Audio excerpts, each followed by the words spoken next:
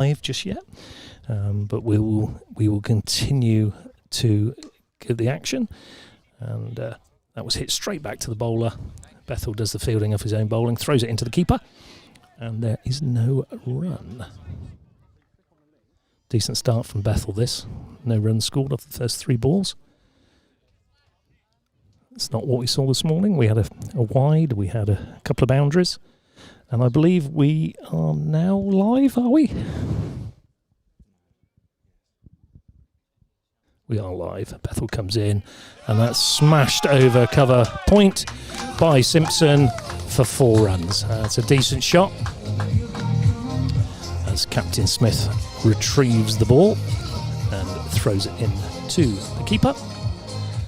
And that's Banbury opening their account 4 without loss. Decent shot from Richard Simpson. That's what you get from Richard Simpson. Anything wide, he's going to throw his hands through the ball, and more often than not, it reaches the boundary. So a bit of a change in the field. Deep cover comes out. Deep square comes in. Still third man on the boundary, so got to keep that tight line. Leo Bethel coming in again past Anton and bowls, and that's a little bit wide, and this time he does get a little bit of exercise, and that's a wide delivery. First wide, first extra of the day. Feel like I'm breathing quite heavily down this mic this afternoon for some reason. Perhaps I'm getting too close to the mic. Bethel in again, and another big swipe down to third man this time. Russo, the younger Russo, does the fielding and throws in. Always got a good arm as Tristan, pretty much over the top to the keeper, and there is a single.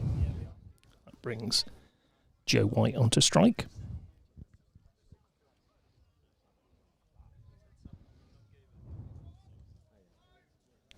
So just a little bit of width given by Bethel in the last couple of deliveries, enabling the Banbury batsman to get a start. So 6 without loss. Bethel comes in again and bowls. Hits the pad out to mid-wicket, and there is no run. That's the end of the first over, and the Banbury score is 6 without loss. I'm just going to bring Oscar back in there. How did you feel that first over went, Oscar? I think it's a really good start for Banbury. Good to get a boundary away and then a single. Rotate the strike. It's not so bad for Rowant. Obviously, everyone's going to go hard here in a T20, and you get a bit of width and you're going to go for it. But yeah, it's looking like it's going to be well set. Yeah, good start from Banbury. Who's your money on, Oscar? I'm gonna. You know a few people on both sides, so it'll be interesting to see where your money lies here. I mean, it's hard to say. Both sides are very strong. Both sides are quite young. I reckon I'm going to go for Rowant early on. You heard it here first. Oscar Bean says Rowant for the Bernard Tollett Trophy. Well, we will see what happens over the next 2.5 hours or so. And we wish both sides the best of luck as we go into the second over. And I'm struggling to know who this bowler is. I think.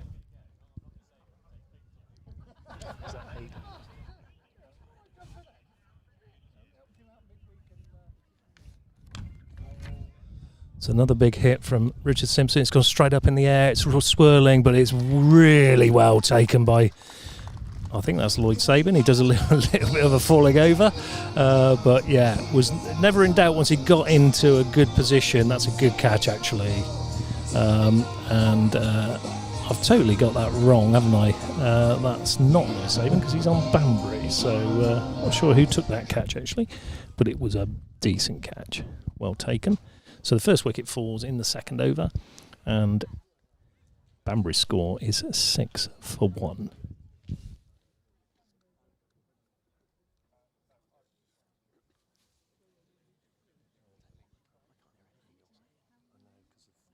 I can't hear what you're saying. As soon as that gets on me, I know you. I know.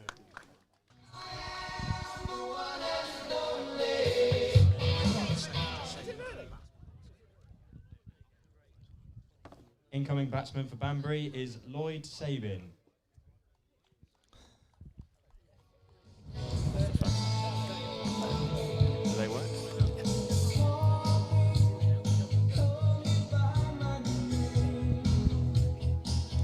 just given Oscar Bean a microphone and a headset. I hope he can hear me. He can hear me a lot better, so that's a lot easier. So first wicket there to 4. Was it caught by Tristan? Yes. So Tristan Russo took that catch running backwards and did a good job, actually. So Lloyd Sabin, probably somebody who I would class as one of the best batsmen in Oxfordshire cricket. Would love to see him in an Oxfordshire shirt again.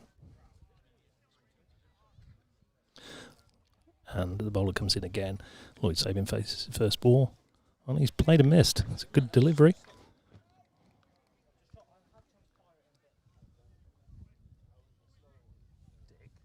Dick.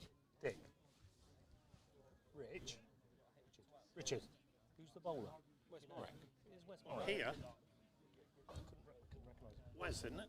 Yeah, it is. I didn't recognise him. I thought someone using his name. Didn't look like him at all. Doing a little bit of disservice there to this bowler, Wes Morrick, legend of Aston Rowant cricket. Somebody who did a lot of coaching with James Coles and Lindsay Smith. So it's good to see him in action. Decent performer in home counties Premier League cricket for a number of years. Very strong competitor. Really nice guy off the field as well. So let's see how he performs here. He comes in again to Lloyd Sabin. And again, it's a play and miss. Oh, it looks wide to me. Finch is unmoved at the Dibley end. We've got Dibley end and we've got Deer Park end, Oscar. So what's your thought on Dibley end and Deer Park end?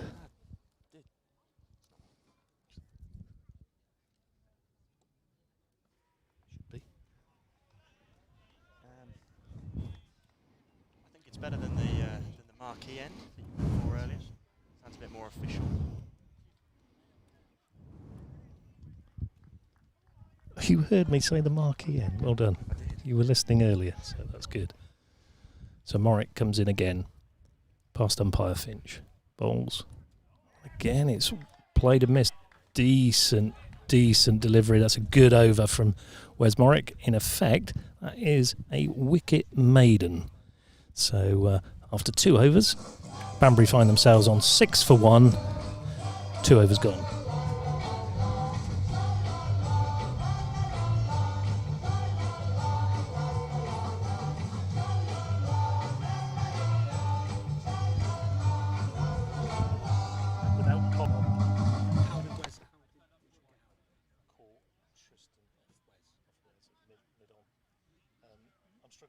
Because I can't get his microphone to work. It's definitely on. Sorry, a little interlude there while I was gathering my thoughts. Trying to get technology to work. It's Bethel coming in again. He bowls. And Sabin hits that down to a fine leg. There is no... Oh, sorry. What am I saying? That's 1 run scored. So 7 for 1 in the 3rd over. Mr. Bean, how did you feel that first couple of overs have gone? It looks like it's twisting into Rowant's favour a bit more here.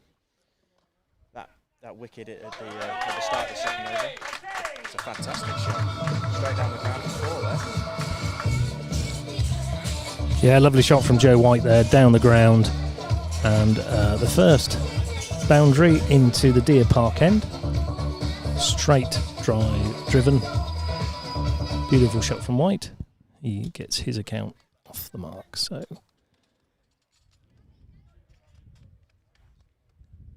see what reply Bethel. Left arm over. Strides in, bowls.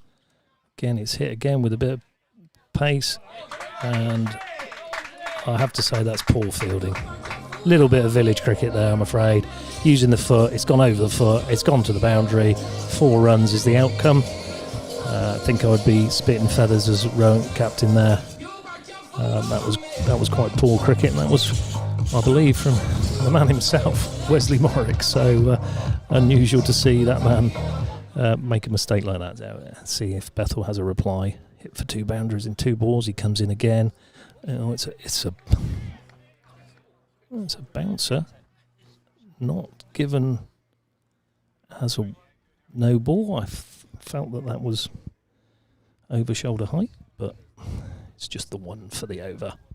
What was your thoughts on that delivery, Oscar? I think it stayed just below shoulder height. If it had gone through, I think that's a good bumper. It's hard to see the line here, but obviously there's no runs off that. Yeah, we should say that we are square of the wicket here. It's not always easy to see exactly what's going on. We're not seeing the live stream ourselves, so sometimes we commentating on something that might not be quite strictly true, but hopefully you're getting the best from what we're able to provide so far, and you enjoyed this morning's coverage of the Wilf Bennett Trophy. Bethel comes in again. Another big hit. It's come off the pad. It's going to be 1 leg by.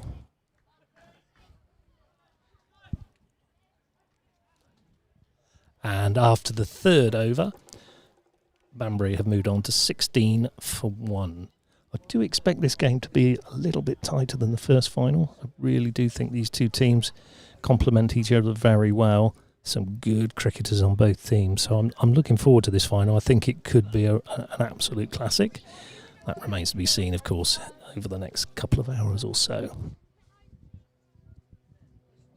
Can't get that mic to work.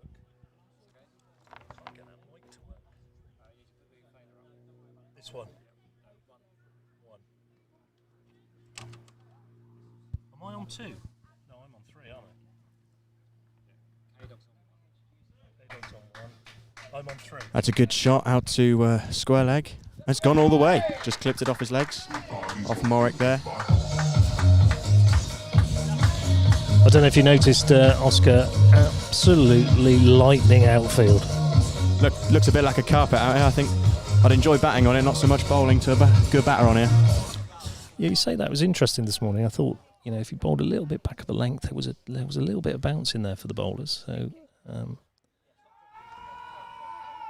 big appeal there. White was looking to go down to fine leg. He has gone down to fine leg. He's got a fine tickle on that, so it's 4 runs. Nothing off the pad there.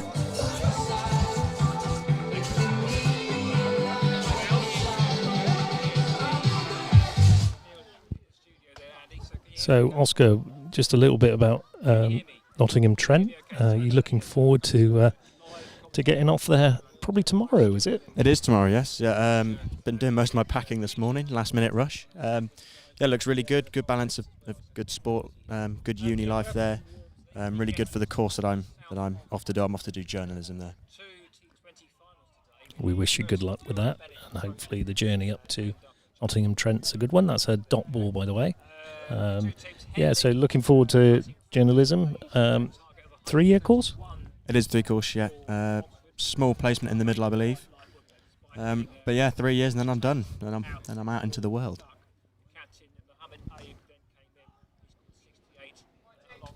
Little dab into backward point for no run. Good bowling from Wes Morrick there. Didn't give too much width. Joe White tried to give himself a little bit of room, but the eventual outcome was a dot ball. Morrick comes in now and bowls. Again, a bit of a Yorker length there, but it was dug out beautifully by Joe White and has gone all the way, racing past the bowler for 4 runs. Straight as you come. Decent shot from a decent delivery, actually. Yeah, that's a fantastic shot. He's gone very full. It's almost Yorker length, as Darryl said, and he's just check drive it straight back past the bowler for 4. We've got a lot of BBC Radio Oxford reports going on. We've got Radio Chilwell to my right. It's all go here in the commentary box at Wormsley as we watch the Bernard Tollett final take its toll, and that's a single out to mid-on. White moves on to 17. The score to 29 for 1, And we have had 4 overs. So you said Rowant. Oscar, how do you think they've started? Yeah, Rowant have started really well. Banbury have started to pull themselves back into it a bit more here. That was quite a good over for them. Good rotation of the strike. Few boundaries. Looks like they're going to try something new here. Still rather in the balance, isn't it? Yeah, it's a good start. You couldn't really call it at this time, but a good start nevertheless. I think this might be Hayden Russo.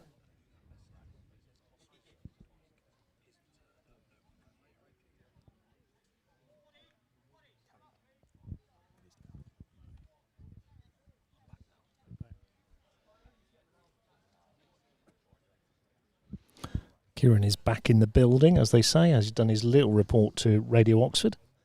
And how's that gone, Kieran? I know you've got microphone sharing now with Oscar, but how did that go on Radio Oxford? A few technical issues with my iPad. I should have probably checked it this morning, to be honest, so that's a schoolboy error from myself, but no, all good. Obviously, Banbury getting off to a pretty good start despite losing that early wicket, aren't they? So quite similar actually to what happened this morning with Oxford's innings, losing a very early wicket and then getting off to a pretty good start and some good shots being played.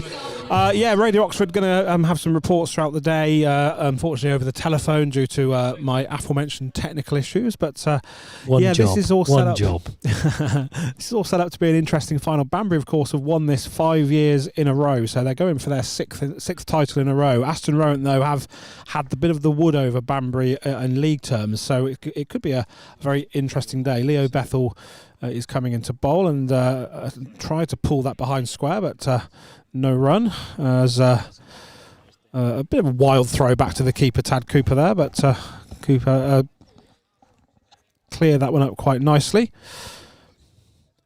And it's nice to have players with numbers on their backs so we know who's who, which is always helpful. Thank you, Oscar. Put the headphones on my head. So Leo Beth is a left-arm seamer, and he's coming into bowl now, and that's going to be a wide down the leg side. One thing I would mention at this point, if you've got any comments on the commentary or the game itself, or there's anything you want us to bring up or promote, please give us a shout out on the comments box. We'll get Oscar to check that from time to time, and we will endeavour to share your comments. So please get those coming in. That'll be brilliant. Hado Rosen coming into bowl again. Bowls. And that's just pushed out to point. There is no run. Throw back into keeper Cooper. And the score is 34 for 1 in the 5th over. If these two cement a partnership, it could be a repeat of the second game, couldn't it? So 34 for 1. 4 overs gone. Looking settled at the moment.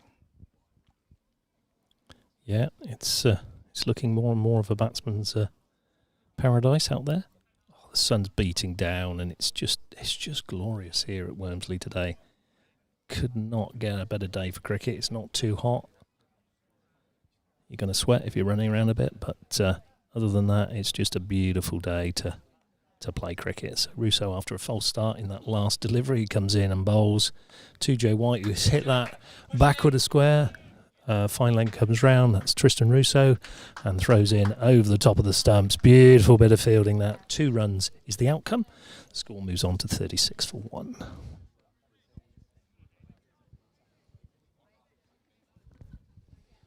So the problem with multitasking is you don't realise there's a bowling change, and I should have noticed that there's a right armour and a left armour, but from such a distance away, being very short-sighted and very old, I should have sort of spotted that one, so apologies. It is, I nearly called him Tristan Russo then, of course, just to make it even worse. Hayden Russo bowling.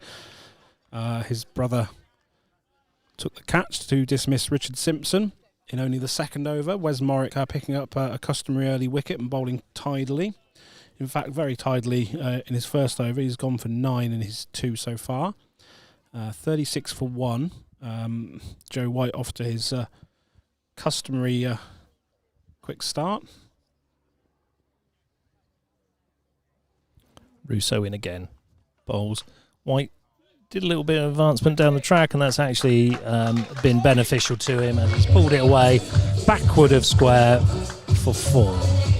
So he's moving on quite swiftly now to 27. The score moves on to 40 for 1, and that's the end of the 5th over, and Russo's spell possibly. I wonder if they do it a little bit different to what Oxford and Henley did this morning. They changed their bowlers around quite quickly, or went through the spells. So we'll see what happens as the next over is bowled. This is a change of bowling.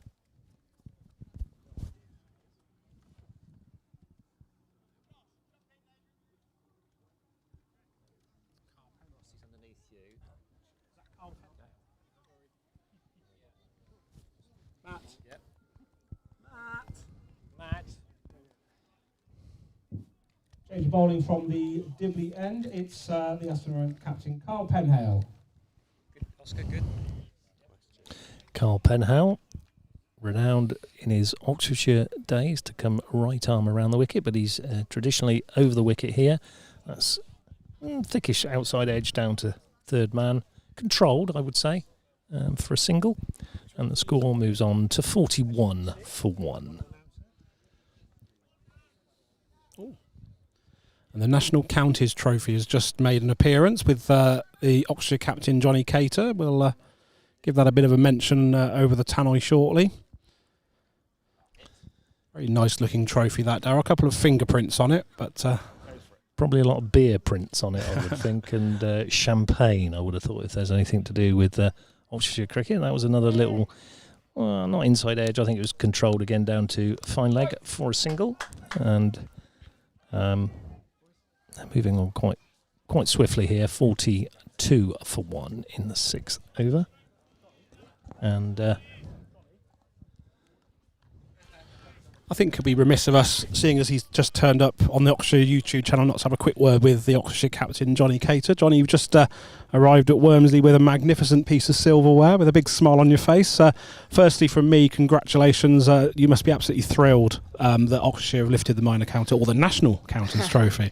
Yeah, obviously we're over the moon, and to have sort of a week and a half for it to sink in, it's been nice to receive some messages from people which don't regularly get in contact with you, and it's nice for them to sort of celebrate the success we've had, but I think it's, like many people have said, it's the reward of the hard work sort of the county have put in over the last 3 or 4 seasons, but yeah, we're just over the moon to be bringing that trophy back. It's certainly a lovely looking trophy, and it wasn't just the work of those 11 on the day, was it? You've mentioned several times on other channels that it's a lot of work behind the scenes, and it's also a lot of work from other players that weren't fortunate enough to get into that final 11. Yeah, I mean, to pick the final 11 was a challenge. Numerous phone calls to guys who have made real valuable contributions for us this season, and often match winning as well. So it's always difficult to give those phone calls out. But the pleasing thing was actually they were really understanding and realised that actually we were one group of lads trying to be successful for the county, and they brought that into us. They wanted us to win, and at the end of the day, they were just as happy as what we were on the Wednesday of the game itself. So it's been a team effort from the coaching staff all the way up that, and then like you say, the 20 players we had playing for us this season. It's been a real joy. I'll just go for one more question before we return to this Burner Tonic final. It went to the last day, didn't it? It went into the afternoon session. I know Chris Clements was a bit nervous, and I guess Whitey was probably wandering around the ground very, very quickly and very nervous. But amazing feeling to win it.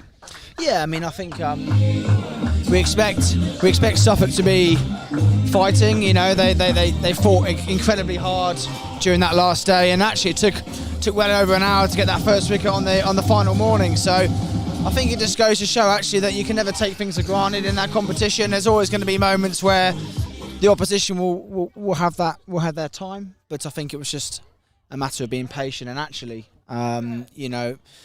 come 3 o'clock to take those final 7 wickets and to win the game was just superb. Johnny, thank you very much. I'll let you get on. Lovely trophy to see. Great to see it. Daryl, I know that you were one of many proud people to see the National Counties Trophy come home to Oxfordshire. Absolutely, yeah. I was on mute there for a little while, and rightly so. Yeah, no, really good. Congratulations to Johnny and the team, and also the squad of players, because it was as Johnny alluded to there, it was a real team effort. Some real great performances throughout the summer, and well deserved. And it's something's been brewing for about the last 3 or 4 years, I would say. It was due, I think. And many congratulations again to Rupert Evans, Paul White, and of course Chris Clements. They deserve a lot of plaudits for what they've done over the period of time. And Chris does so much tireless work, free of charge, I hasten to add. And it's a massive contribution to Oxfordshire cricket, that is for sure. The score has moved on to 47-1 here. Should bring you back into the full details. And we're into the 7th over, and it's Hayden Russo coming into Lloyd Sabin. And he's flicked that off his legs, down to fine leg. I believe it's only going to be a single. It is. So the throw comes in. And yeah, it's a leg by. I do apologise. A leg by there. For 1 run, 48-1 in the 7th over. You'd be taking the run all day long there, wouldn't you? It definitely hit your bat, Daryl. No, I've kicked a lot. I've probably scored more runs off my pad than I have off my bat, to be fair. So I'm always thinking of the team. Right, we should welcome Oscar into the team as well. And Oscar's a young lad. He's got a good pair of eyes, which should make up for our various frailties, I think, as we go on here. So Oscar, did he hit that? Did he get anything on that, do you think, Oscar? I think he did, yeah. That's looks like that's a top edge for 4 over the top there. So it's another short ball from Russo. It's carrying quite well, and that's flown away to the boundary. Yeah, you get that sort of thing wrong, and it can go horribly wrong, can't it, I think? So you've got to get your timing really right for that. And the music blasts out, the scoreline ticks over to 52. Yeah, lively start this, Colin. 52 off just at the start of the end of the power play, and Joe White really has kicked on. And as I said to Daryl, very similar to how Oxford's innings started, losing a very early wicket with George Tate going for a duck, and all of a sudden this is a good platform. Yeah, I think it shows good leadership there to get out, calm the nerves, okay, and just go about your business and start to play your game. And yeah, I think 52-1, that's 6 overs. I think I'm just about to see the little scoreboard across the other side there. Wickets in hand, scoreboard ticking over. Wonderful day, we keep saying that. And you still reckon this is a good pitch to bat on. What do you think, Oscar? You just come recently when the dew has gone off of this pitch. What do you reckon? Would you score a few runs on this? But personally myself, probably not, no. Daryl's shaking his head. Yeah, it's good batting weather, isn't it? It's dry, it's sunny, and it looks like a really nice hard track as that shot's just been pumped through the covers for 4. Yeah, and we said earlier on that anything that goes across that High Wycombe side and over the boundary rope is going down a long dip, so it takes about 5 minutes. Someone's going to retrieve it from the rough over there. It's a bit like going in the rough in a golf course. Just to orientate yourself, then we've been told as well, the left-hand side is the Deer Park end. The right-hand side is the Dibley end. I think the Vicar of Dibley was actually filmed around here somewhere. Hence that, okay. Now, Daryl's got no sense of direction at all. You probably realised that from his coaching session thing. So, but he does know what he's doing with cricket. Geography, forget it, because he pointed behind me to say High Wycombe. In fact, that's Stokenhurst behind us, okay, so going back to west, going east is High Wycombe, okay. So left-hand side, Deer Park, right-hand side, Dibley end, behind you, Stokenchurch, in front of you, Wycombe end. Got that? I'm sure I can pick up on that throughout the day. Good man. It was all white noise to me. Was it really? Yeah, didn't take that on board at all, Colin, but... thank you for my geography lesson. I am rubbish at it, I have to say. But no, I'm joking. Of course, that's it's good to know where you are, doesn't it? I think also another thank you to our sponsors. To the right-hand side is Ibbotson. Ibbotson, they've got a lovely little cricket ground down there too. It's fantastic. We made a mistake of turning right into the left coming out the gates again, and went down a country route. And a brilliant little village down there. And over the far side of the pavilion, opposite the pavilion. I think the first game ever played was between two local village sides, Ibbotson being one of them, so it was quite nice. And just another shout out to the old coaching bar and inn and barbecue. I've still avoided the sausages. I'm doing very well at the moment. So please go and sample their wares over there as well. If anybody has any first aid issues, there's a first aid point behind the commentary position near to the pavilion.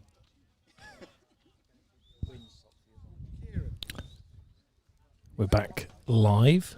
That was Kieran over the tannoy giving a few more bits of information about the sponsors. Did I sound good then? No.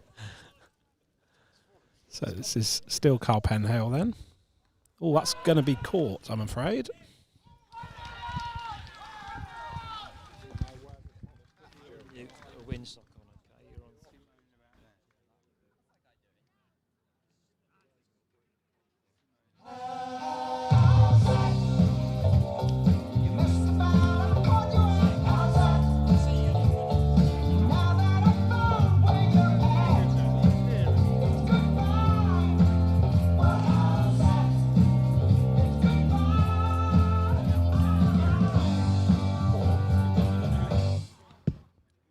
So Joe White caught then off the bowling of Carl Penhale for 33.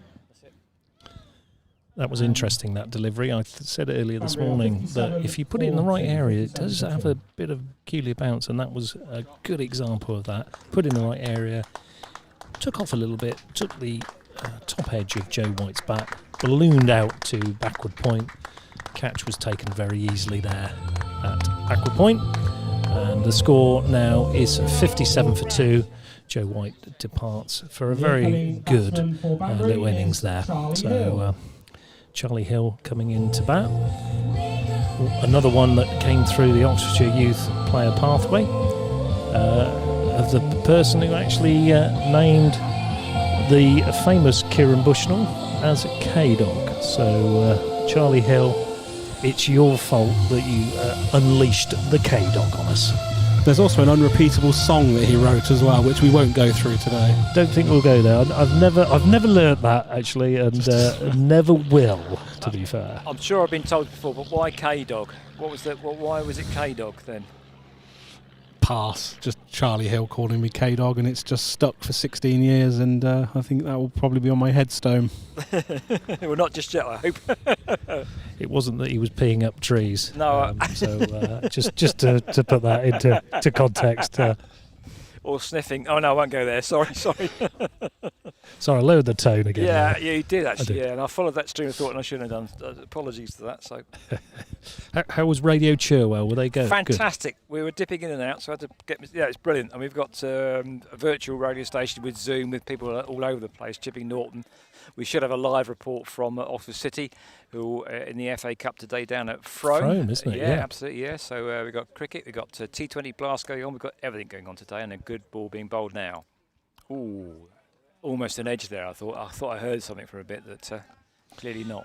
Am I right in thinking that was 112 years in the making? Frome actually playing Oxford City for the first time in 112 years, right. Something like that. Yeah, no, it's good stuff there. Nice old Somerset jaunt down there, I'm sure, and. Hopefully, if they can get a win through there, they've got a fantastic record in the FA Cup, getting to the top rounds and away trips to places like Notts County and beating, I think, Shrewsbury with some fantastic stuff on TV. It's a good money earner for the lower clubs as well, and it means that if they do actually get through to the upper rounds, they're earning a lot of money, which is great news for Oxford City. And that's Penhale coming in, bowled really well here actually. That went through to the keeper quite sharply. There was no run. Just wanted to give a big shout out to Colin Ride actually. He gave me an opportunity to do some work on Radio Cherwell. We did Friday Night Live, something I really enjoyed through lockdown, kept my head above water, kept me sane through those difficult times. So I'm publicly on the YouTube channel saying a thank you to Colin for all the work he does for Hospital Radio and Radio Cherwell. It doesn't go unmissed, and like I say, a big thank you for giving me some opportunities as well of something I always wanted to do and never had the chance to do. So for me, Colin, thank you very much indeed. Well, thanks also for doing the Masked Cricketer and bringing on guests. I mean, we thought that we did really well. We had guests from rugby, we had guests from first-class cricket, we had all sorts of topics being discussed over the 18 months during lockdown, and you're quite right, thoroughly enjoyed it. Something which we hope to bring back on air in 2 or 3 weeks' time with some new technology which appears to be working. Touch wood. Oh, touch woodsy. Careful.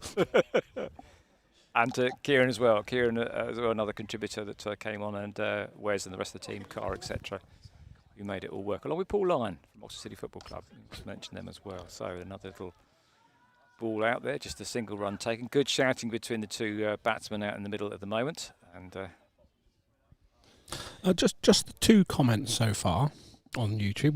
We've activated comments. We've got a fair few people watching, but just the 2 comments. One of which was from Daniel saying, "Come on, Banbury." The other one was from Wes Spearman. He's not doing any work, is he? He's just he is work experience. Wes? He's got man flu, but he is doing work. He's clipping stuff in between innings, I think.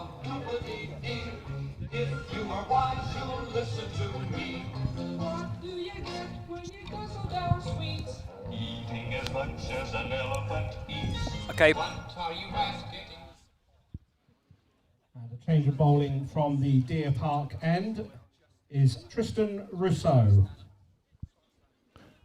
Young lad that has just come over to this country and had a season in the Oxfordshire under-18s. Very promising leg spin bowler batsman. We were told he was a batter who bowled. I think he became a bowler who batted, in fairness. Getting used to the wickets over here a little bit, to be fair, and but he's an exciting prospect, age of 16. So we've got a couple of years to hopefully see the fruits of young Tristan over the next couple of years. It'll be interesting to see how he develops as a cricketer. He's certainly developed as an individual, very shy and quiet when we first saw him. We got him out of his shell very quickly, didn't we? Very, very quickly. 16 wickets for Oxfordshire under-18s this year in his first season as Russo comes into bowl, and that's not a particularly good start. A short ball, but just a single as it's pulled away and fielded at the backward square leg boundary. But yeah, he was very, very quiet, and he soon realised, I think he regretted not going to Buckinghamshire after about 2 weeks, didn't he, Daryl? Quite right. What have I let myself into? I think he quite enjoyed it, to be honest.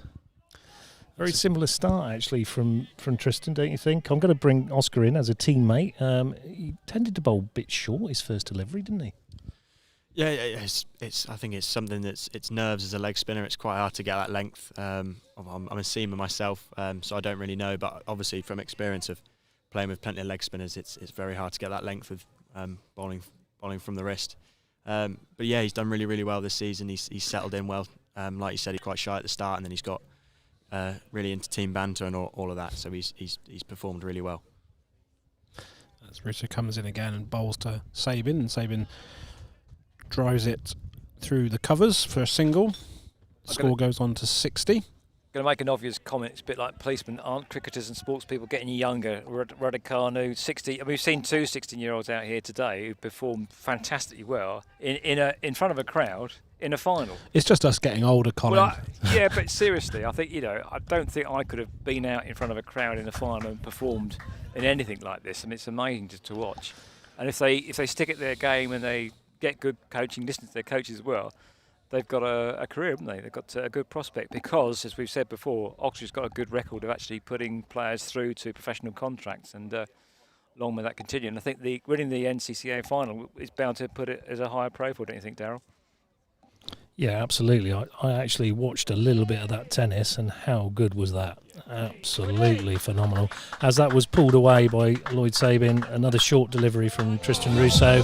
That's gone for 4, and the score moves on after the 9th over to 65 for 2. So it's quite a, after the first over that went for 13, it's a little bit of a quiet start. So we'll see what score they would be looking for here. Oscar, I'm going to bring you in on this. What do you think a good score would be for Banbury to set today? I think the way the pitch is playing now and where they're at now, what do you reckon? 170, 180. I reckon that's quite a good score for them here. 10 overs to go. If they can push to 200, that's a really good match-winning situation and position to be in. Yeah, I said this morning, 180 is competitive at Wormsley. I will say that it didn't quite go like that this morning, in fairness, and they only got 130. At one point, it looked like they weren't going to get that, so they did recover quite well with their captain this morning. But Watman is coming on to bowl now. I haven't seen Don Watman bowl for some time, actually, so this will be interesting to see how he approaches things. He's got quite a long run-up, and we shall see, obviously, medium quick.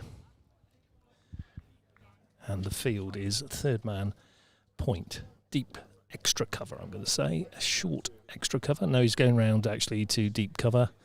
And then we got extra cover on the edge of the circle, mid-off on the edge of the circle, long on, short mid-wicket, deep backward square, and fine leg and third man. So, and as I say that goes out to deep backward square leg, just for the one. And an update on the score in the 10th over is 66 for 2. Hill on 4, Sabin on 12. Sabin hasn't quite got going yet. Hasn't seen the best of Lloyd today. He played one lovely cover drive, but not seen the best of him. Let's see if he can now show us the class he's got. Nicely fielded there. Can I ask a stupid question, Darryl? By all means, Colin. Where the hell is Cal Corner on the pitch then? I can never work it out. It's never any coaching. I could read up dummy books for cricket and things like that. Where is it? Deep mid-wicket. Deep. Why is it called Cal Corner? Oh, it goes back, doesn't it? It goes back many, many moons. Moons. Sorry. That was a slip. As that's hit out again to long on, there's going to be a comfortable 2 here. Well run by Charlie Hill. And the score moves on to 68 for 2 as Watman goes back to his mark. So, yeah, I suppose in the days of village cricket, you were so far out in the deep, you were close to where the cows in the next field were. I suppose that's one possible reason. So pretty much it. Doesn't quite work in sheep country, though, does it? No, true. Me and animals on cricket grounds don't mix. I've been bitten by donkeys and chased by bulls. Oh, I think that's just you, that is, Kieran. I think, because... not out of there. So we had an incident this summer at Goodwood Cricket Club, Colin. You'll be pleased to know that a certain Mr. Kieran Bushnell left a gate open. You're joking. Yeah, he left a gate open. We went off to try and get some food, but our scorer had left his phone behind, or couldn't find his phone, so we had to go back. And we went back into the car park to find about 30 sheep had come out of their pen.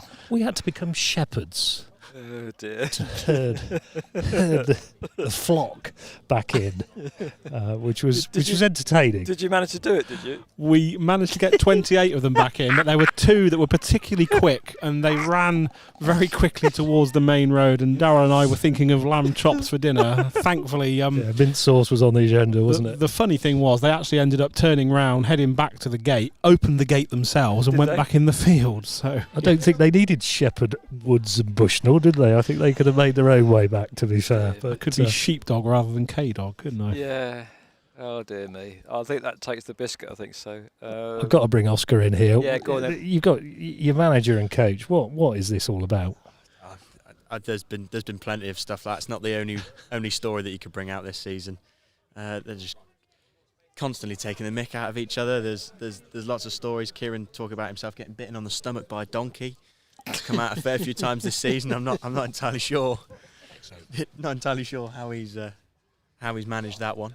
But yeah, I mean, letting all the sheep out of the Goodwood estate, that's quite poor.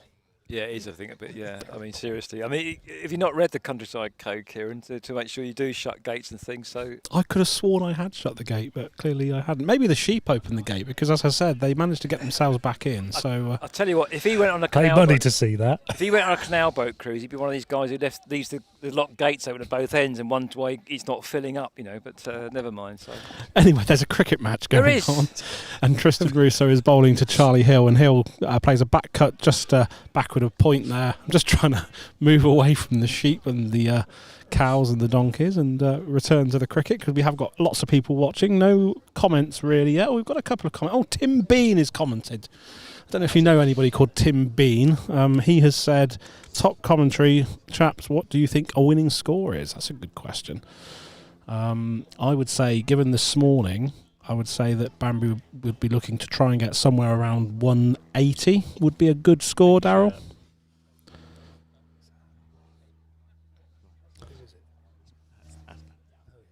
180, Daryl, would you say 180 would be a good sort of winning score, competitive score, certainly? Yeah, I said to Oscar earlier that I thought this morning 180 was a good score. Obviously, I was nowhere near, was I? Shows what I know. But yeah, 180 is a good score. I mean, 10 over's got to go at 10 and over. I'm sure with the wicket as it is, yes, fast outfield, but I think you've got to play some proper cricket shots. And that's a sweep that's gone past the outside edge. It's a dot ball. And I will say it again. What's a dot ball? I'm not going to answer the question. No, don't do that. So it's the breeze picking up. I'm going to try and stop the breeze from getting into the mics. Tristan Russo bowling to Sabin. It's suddenly got very breezy all of a sudden. There's no run there. That's the end of the over. I'm now going to go back onto tannoy duties. That was quite interesting, actually. The wind did actually really get up then. It was like being in a wind tunnel for a moment there. But a nice welcome break from the hot sunny weather. With him a splendid National Counties trophy, which is there for everybody to see and have a look at. And I think that everybody in Oxfordshire is really proud of him and his team. And it's not just the 11 on the day, it's Rupert Evans, Paul White, Chris Clements and all the backroom staff, and I think a round of applause for Oxfordshire and the winning captain winning the National Counties trophy this year.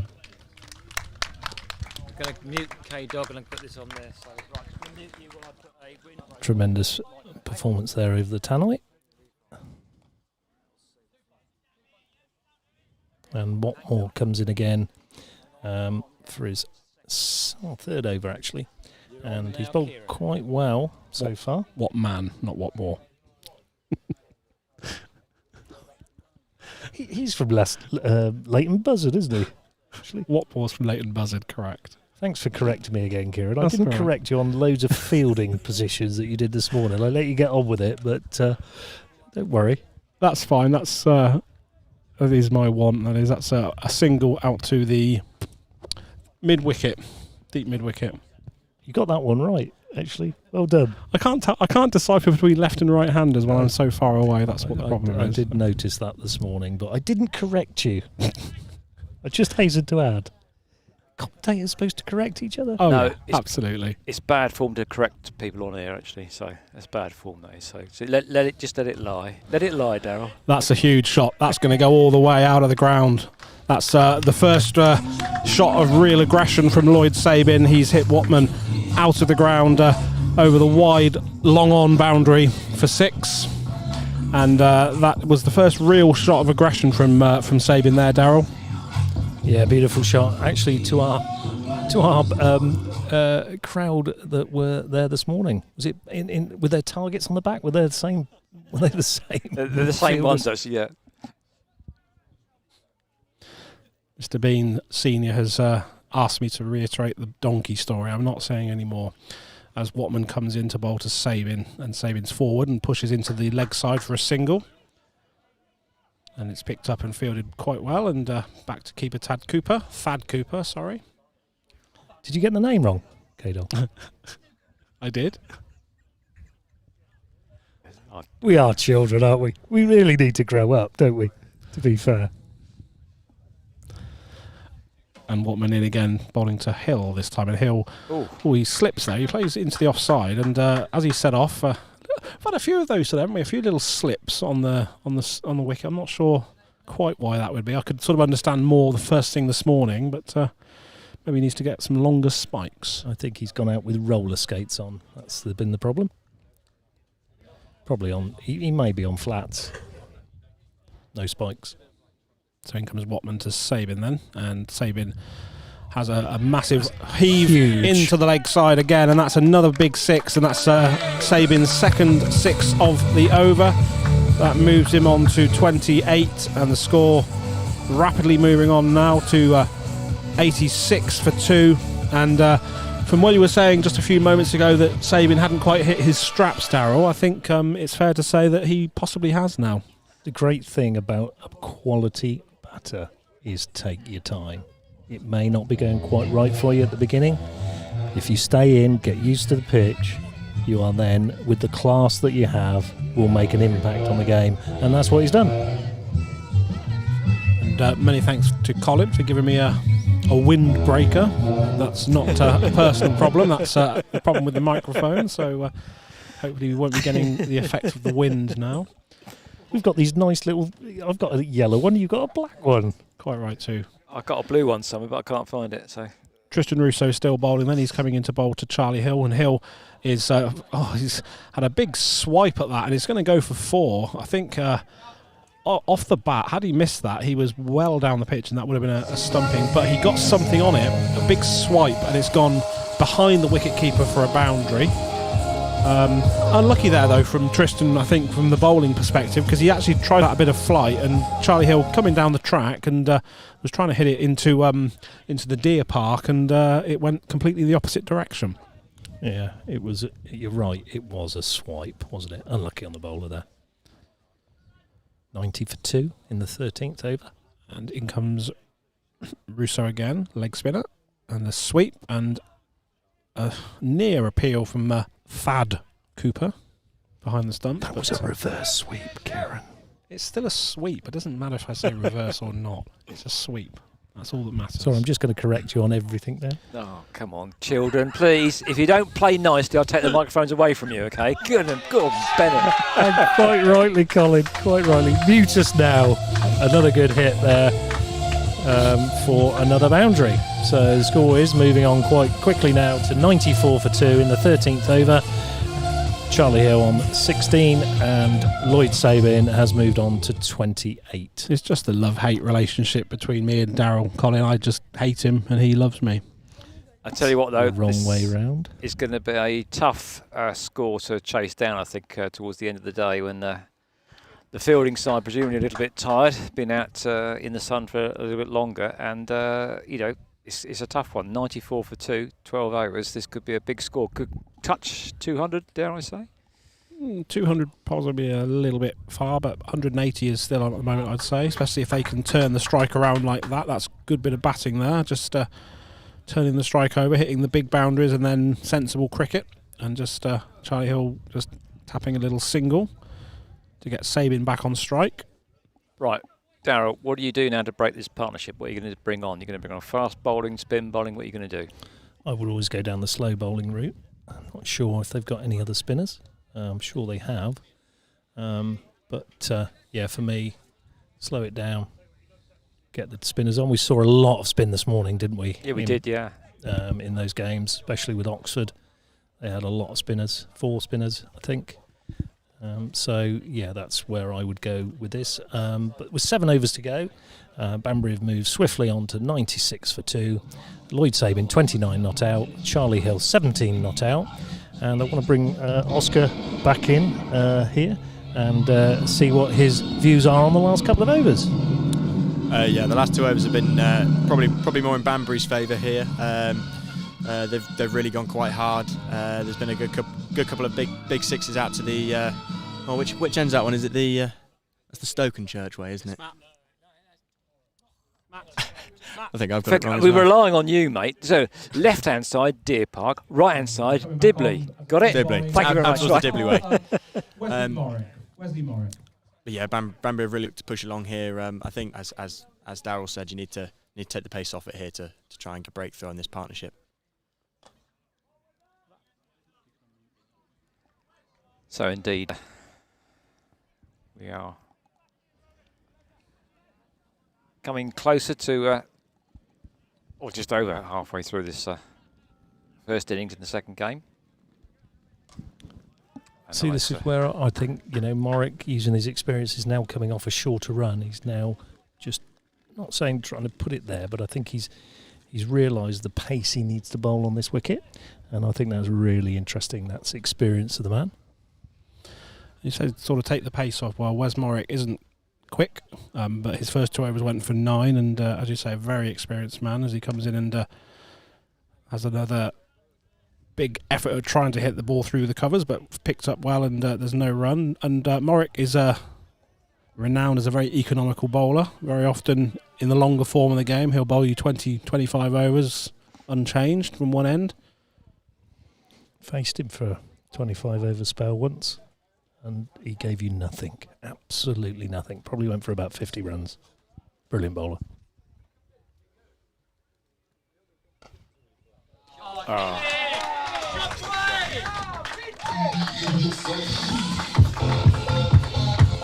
Nice dive from the fielder, but too much on that one. As we said before, the outfield here is extremely quick, Darryl, and you get bat on ball in the middle of the bat and you hit it well, it goes a long way, doesn't it? You just get value for your runs here at Wormsley today. It is lightning. I know most club grounds at the moment it would be racing away, but here, especially today, it has moved to the boundary with incredible pace. Another no, I think that was a dot ball actually, and scores moved on 102 for 2. Sabin 30, Hill 22. The not-out batsman. Good bit of movement at the depth of the crease there from Sabin. He's only going to get the one out to deep square leg. What doesn't help with this commentary stream is there are 2 number 8s on the field. So luckily I have got my binoculars with me. So Wes Morrick wearing number 8 on his back, and there is another number 8 as well. I'm not going to mention my 88 comment from earlier, obviously. Just to let you know, he was being fattest, okay. I think Tristan Russo is going to finish his spell here, so he's going to bowl his 4th over. His figures so far, 3 overs for 18, so not bad in a T20, 3 overs for 18. And this is Russo's last over. He's bowling to Lloyd Sabin. And he comes in over the wicket and bowls to Sabin. Sabin, that's going to go a long way. I think that's going to go all the way for a maximum. I'm pretty sure indeed it has, into the Deer Park. So the first ball of the over going for 6, and the score rattling along to 109. And Lloyd Sabin on to 37. I was just laughing there. I thought that had gone in, you know, one of these deck chairs where you got the drinks cup. I thought it had actually gone into there. I thought you retrieved it from the arm of that deck chair. I'm not sure that was quite right, but made me smile. I think we've had a game, I've seen a game once on the TV where, did the ball not end up in somebody's pint glass, I believe. I believe that happened in a test match. Anyway, Russo back in again. Past the umpire to bowl to Sabin, and Sabin again on a similar sort of shot, but this time along the ground, but using his feet nicely, picked up there at deep long on, and there's a single, and brings Charlie Hill back on strike. Just a bit of an update as well later on after this. Bowler is hesitating, but I shall give you an update on the Hey-Ho Flint Trophy. And that's caught and bowled. So that is the end of Charlie Hill. Caught and bowled for 22. And I think that Tristan probably deserved that wicket, Darryl. Yeah, but, you know, we've seen him do that throughout the summer, actually. He's got a pretty safe pair of hands, and that was a decent grab, wasn't it, off your own bowling, because that went at a fair rate of knots. So that was Charlie Hill, caught and bowled, Russo for a well-crafted 20 or so. And the new batsman is another one of our Oxfordshire under-18s keeper batsman, is Ali Short. Short by name, short by nature. No, he's about 5'8", isn't he? A bit bigger than that, I think. 5'9". You're being shortest now, are you? Yes. At least he's equal opportunities, I think. So right, let's give you a quick update on the Rachel Hey-Ho Flint Trophy. Northern Diamonds at 256 all out. Southern Vipers in, as we speak, they're 86 for 2. So Southern Vipers need 171 runs to win from 29 overs. That's currently live there, and I'm sure that Wes will be an eye on that one for us as well. We'll get a few more bits and pieces there from the BBC website as well to give you an update. Let's see what's going on in the football while everybody is actually getting themselves ready for this. Batsman's making sure he's lining himself up. There's a sharp catch there from Tristan, wasn't it? Because that was hit back at some rate of knots, you have to say. Good catch. He's coming in to bowl to his Oxfordshire teammate Ali Short, and Short just knocks that into the offside and gets off the mark straight away with a single. Of course, all these young players have been teammates all year, but I bet there'll be no love lost out there in a county final. No, definitely. Everybody will be gunning it. Everybody to fail and to win in their respective teams. So, is it help or hindrance being facing up to a teammate on a different side? I mean, you know their game. You can wind them up a bit more. But is it a good thing or a bad thing to actually be? Let's ask Oscar what he thinks about that. You must have done this before, Oscar. Yeah, a few times before. I think with this pair with Tristan and Ali here, I think the pressure's more on Ali here. He's not going to want to get out to Tristan. He's they've both got at least another year or two in the setup, and I think if Shorty got out to Tristan here, he wouldn't hear the end of it. I think that's often the case. It depends. If you're a bowler, I think you like to play against someone that you play with because you know their game, you know what they're going for. I think as a batsman, you worry about that a little bit, that they know exactly where you're going. Coming on at the Dibley end is Aston other number 8, Carl Penhale. So there are 2 number 8s on the pitch, so we're just a bit of confusion there. A little bit of updates as this looks like a fast bowler coming in here. Long run up here at the Dibley end. Dibbly-dobbly end. Dibley end, indeed. lucky for Short that Tristan Russo has finished his spell as Penhale comes in, bowls. And that's angled down to third man for a single. And the score moves on to 113 for 3. Sabin now has reached 40. And Ali Short is 1 not out. So Russo's 16th over. Russo's figures finished with 4 overs, no maidens, 1 for 27. The last over with a couple of big hits from Sabin, but got that deserved wicket with that sharp catch. And Penhale turns. It is a fairly lengthy run from Mr. Penhale. He's not getting any younger. He'll be very tired at the end of this run. And he comes in and bowls. And that's just played into the offside and there's no run. So Penhale, medium fast bowler, is that right? Would I be right in saying that? And if so, what sort of speed would a medium fast bowler at this level? You want me to answer that, Kieran, don't you? He looked a bit stumped then. He glazed over for a second there. I could get my speed gun out and have a look. Well, we've not got any technology. What do you reckon it should be, Darryl? It'll be late 60s, early 70s, I would think, Carl. Probably late 60s. I'm going to be a real badger now, and I'm going to get my speed gun out, Darryl, and I'm going to see if you're in the air. Safe, though. It's over the infield. It has bounced now once, twice. Good fielding. From the boundary there. And 3 scored. That's great running. I think they run 2 while it was in the air. Well, I think that's probably good, isn't it? If it's in the air, it can't be caught, and they all count, don't they? 115 for 3. So, Darryl, you said late 60s in speed, didn't you? So we're going to see if you're right. Has he got a speed gun? I have I have everything. It'll never do it from here. It will. It will. Trust me. For those of you who can't see what Kieran's, he's now waggling a smartphone in the general direction of the wicket, hoping he's going to clock the speed of the ball. It's got to be behind the bowler. No, it has gold.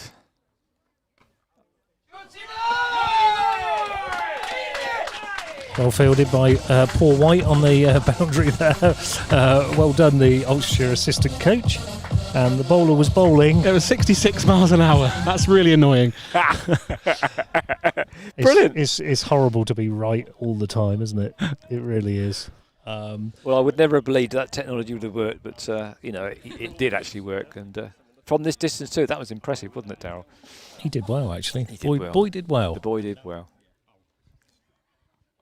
slower delivery there from Carl. It wasn't particularly well disguised, if I'm honest. Very slow arm came over, but it did the trick because it was only 1 run. And the leg by, I think, was signalled at that Signalled, point. yeah. It was indeed. So, Darryl, what do you think the target for Banbury would be now? 5 overs, well, 4.5 overs to go, 120 on the board. I think 180 is a long way off. But 180 is a long way off. They have got 7 wickets in hand. This is the thing with this pitch. It's not quite as good as we think. I have to say. I think there's value for runs when you hit the ball, but it's done a little bit. As Penhale comes into bowl to Sabin, and Sabin just clips it to fine leg for a single. Moves on to 41. My prediction then, they will score 159. Oh, we're having a prediction game now, are we? 159 from me. Well, let's just give you a few updates of the Premier League early kick-off. Wolves 0, Brentford 2. Currently after half an hour, it's Burnley 0, Arsenal 1. That'll be very good news for Woodsey. It's Liverpool 0, Crystal Palace 0 after 31 minutes. Man City 0, Southampton 0. That's a miracle, that is, after 31 minutes. I know. Norwich 0, Watford 1.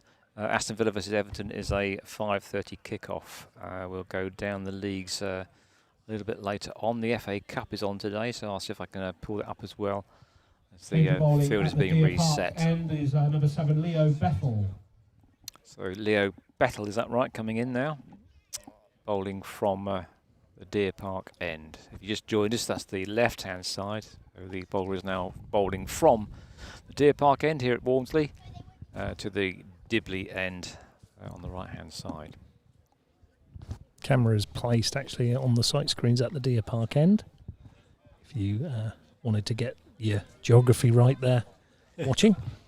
And Bethel comes steaming in, bowls, and that's a swing and a miss. Play and a miss, really. I like predictions. The way that you said, predictions. My prediction is, I think they're going to. Well, Morrick's still got 1 in the tank as well. I think they're going to get. You said 159, didn't you? I'm going to go for 164. Oh, I was thinking of just under that at 163. I think they'll push quite hard here. We're all gathered together on the predictions, aren't we? Colin, your thoughts? Because you're definitely going to be right. 170. There you go. No, you're definitely going to be wrong. Sorry. Well, I can safely say you're wrong. Okay. I hope you're right now, Colin. That would be very funny. And well, I will bow to your better knowledge. Hang on a minute. Our studio manager's mum won the football predictions last week. She'd never done it in her life before, so I demanded a drugs test and VAR. They didn't take any notice of me. Meanwhile, as they're mucking about with the field here, we'll give you a few championship updates. It's full-time in the early kick-off. It's Hull 1, Sheffield United 3. And Leo Bethel is just played into the offside there by Short, looking for a second, but there was never a second run there. Just a single. Leo Bethel, another player that's come through the Oxfordshire pathway, a left-arm bowler. Not sure what sort of pace he would be bowling at. Probably around the same pace, I'd guess, as Carl Penhale, around the mid-60s, maybe 70. It's quite interesting watching him from side on. He's very quick in his first 10 paces. So he runs in, suddenly he slows down, and then has a, I'm not quite sure, big shout for LBW. They're going to run 2 here. Really good running, because that ball has actually gone nowhere. And they've run 2. Great running. And I think if I was in Ali Short's shoes, I would be pushing the single to give Lloyd Sabin the strike. That would be my plan. Just clocked him at 68, Darryl. So there you go. That wasn't a little bit quicker than Carl Penhale. A little bit quicker.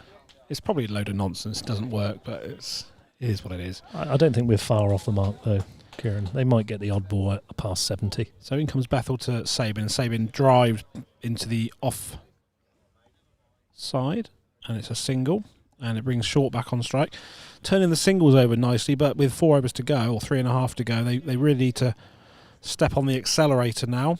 Need boundaries. If they're going to get anywhere near Collins 170, they definitely need a few boundaries. And I really hope he's right, because that would be fantastic for you to be wrong, Darryl. My thought process was, towards the end of the game, you've got to swing the bat a bit and put as many runs on the board Quite as possible. right, I mean, you don't care about losing wickets, do you, really, because you've got wickets in hand. But you do want your most experienced batsman still out there doing something. And And Superb Sabin was running. very, very keen on the second run there. Good shot from Alistair Short. I keep calling him Alistair, being very formal today, aren't I?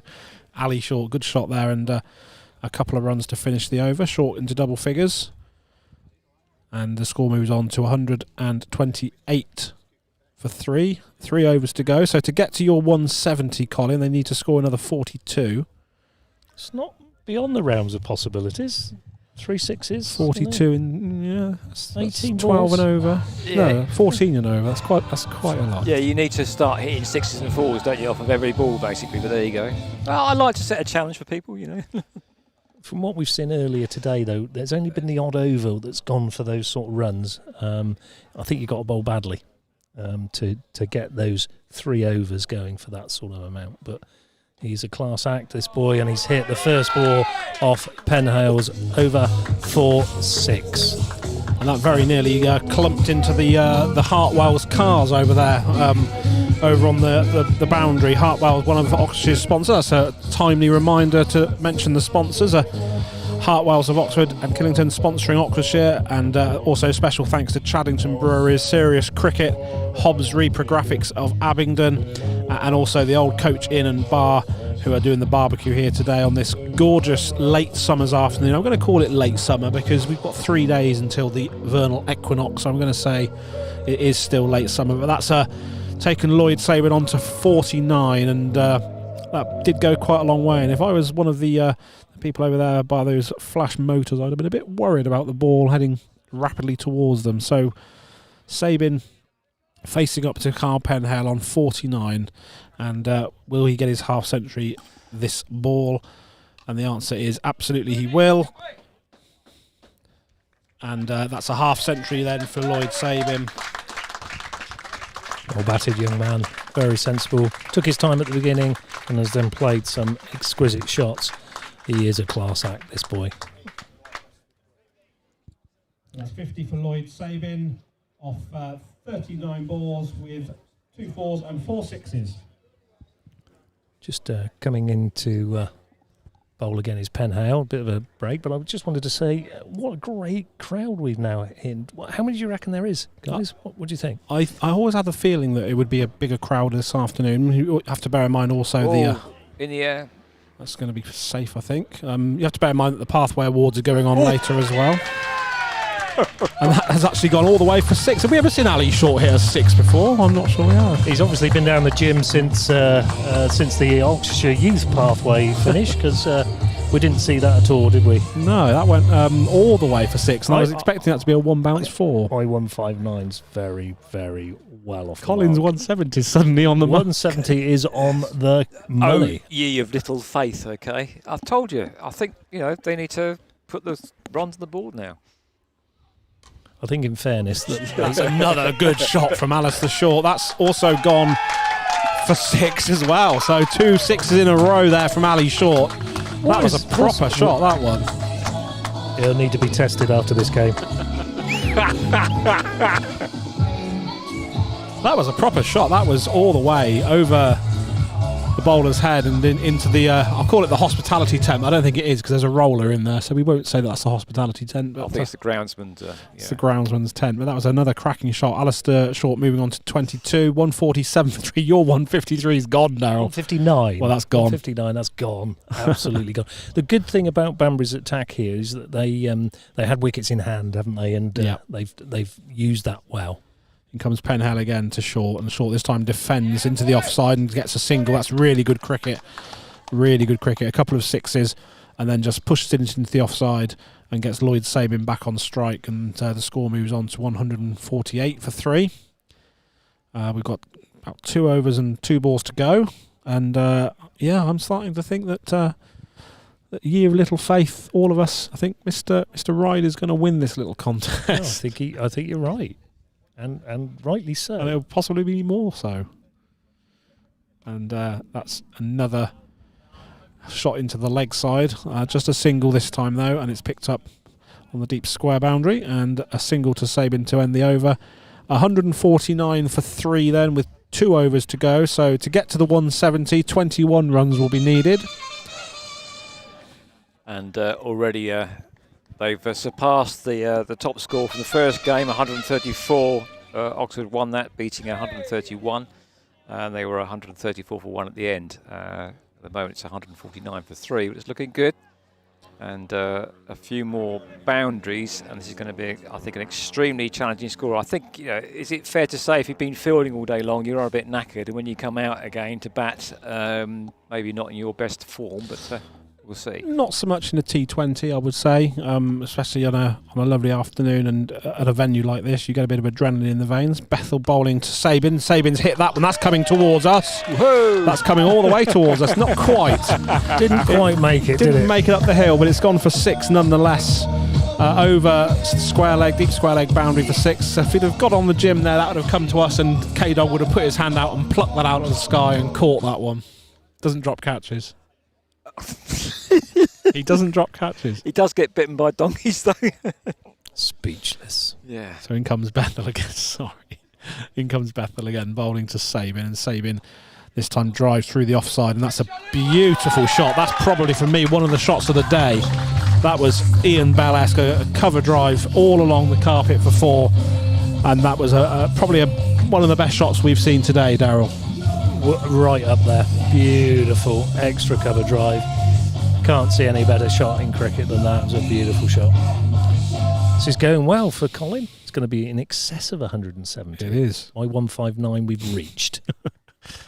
What do I know about cricket? Goodness sake. That's been hit in the air, but a bounce to the fielder and just a single. That extra cover drive was almost like watching Oscar bat, wasn't it, Daryl? No. I think you're just overthinking the final score. I think that's what you're trying, because you've got all this technical knowledge that I don't have, and you're just thinking all these bits, ins and outs, and I just think they're going to open their shoulder blades and whack it, aren't they, in the final overs? There were wickets to spare. Feel sorry for Oscar there because he had no mic to come back, so I am going to give him a chance to come back on that one.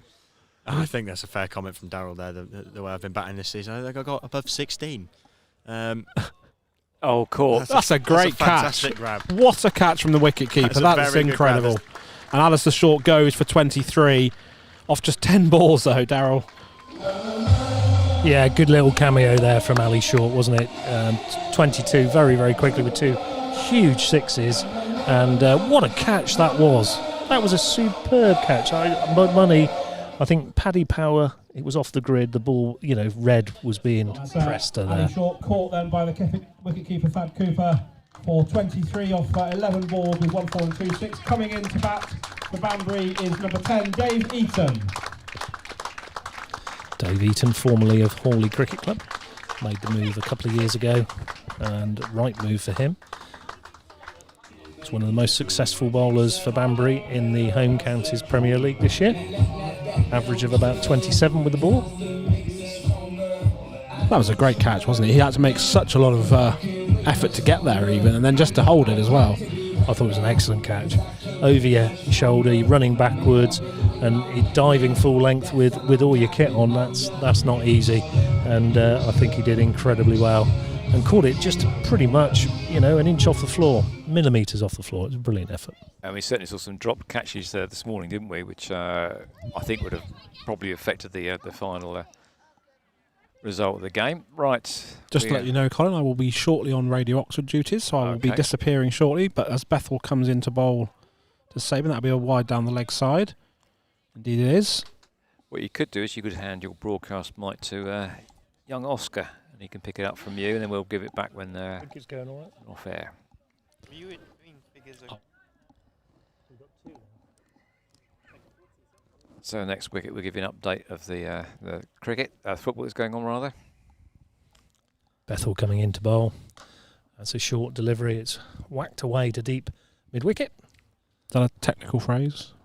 Whacked away? It was a coaching term Okay. that I use quite a lot. Just whack it. See ball, hit ball, get on with it. I'll That's hand the easy, isn't mic it? over to Mr. Bean in a moment. Mr. Bean. I'll hand it over to him shortly. Sorry, So Oscar. he must get absolutely sick of that joke, frankly. Come up with something different, will you? So I don't think we've ever used that. have we? I do not believe that you two guys wouldn't use that joke at the poor lad's expense. And eating off the mark straight away. Looking for 2 and good running because Lloyd Sabin, very, very quick, isn't he, between the wickets, and an easy 2 there, turning a 1 into a 2 off Eaton's first ball. I think Collins 170 is going to be a little bit shy now. I think it is. Thank you very much. Do I get? Well, I must get a beer for this. We'll pat you on the back. Yeah, no, Colin. it's brilliant. A well-deserved pat on the back, actually.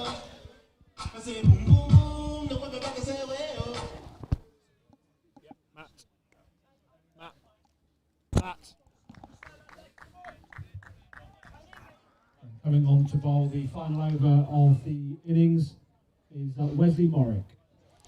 I've just been reminded as a Wasp joins us in the commentary area of being fined in a Oxfordshire Colts game for wasp boxing in the field. Wasp boxing Yeah, in the field? fined for wasp boxing. Allergic to wasps, me. Have you got that in That's writing? why I was boxing. Have you got that in writing from someone so you can frame it? Unbelievable, isn't it? That's another boundary. That's a great shot from Sabin there. Just picked it up off his legs, and it's clipped through backward square for 4. Takes the score to 168 for 4. Just effortless there, Darryl, wasn't it? It was just clipped off his legs. No questions asked, no problems, no need to run. I was going to use the phrase whippage, but I thought I'd probably better not. But it was whipped away through a backward square leg. Beautiful shot. Would our dear old friend Daniel Norcross use a phrase like whippage? Depends how many bottles of wine he's drunk. They come up with some really, really, really scratchy terms sometimes, I think. So in comes Morrick to bowl. Ooh. And that's a play and a miss. But it's going to be a wide, so a little bit harsh, that one, I think, because I think that Sabin was down the track, and I'm now going to hand over to Oscar because Radio Oxford on the phone to me, so I shall hand over to Oscar. Good to have you on board, a proper journalist now coming on board. Morrick comes in, bowls. It's a nice flow of the bat out to long off and thrown in just for the single. Which I think makes it 170. So I think that means I win. Colin, you're a legend of predicting scores. I'm a legend in my own lunchtime. Well done. Well done. Oh, really good effort. Actually, this has been a really good last 5 overs, hasn't it, Oscar? Yeah. Really good hitting. And I think it shows you when you've got wickets in hand, you can take a few more risks. Not stupid risks, I think, like sort of running out and things like that. But, see ball, hit ball, as it were. And, that was dear me. Early on in the innings, that would have been a kerfuffle, wouldn't it? But I think he's going to have a little bit of chat in the middle of the wicket. No, he's not.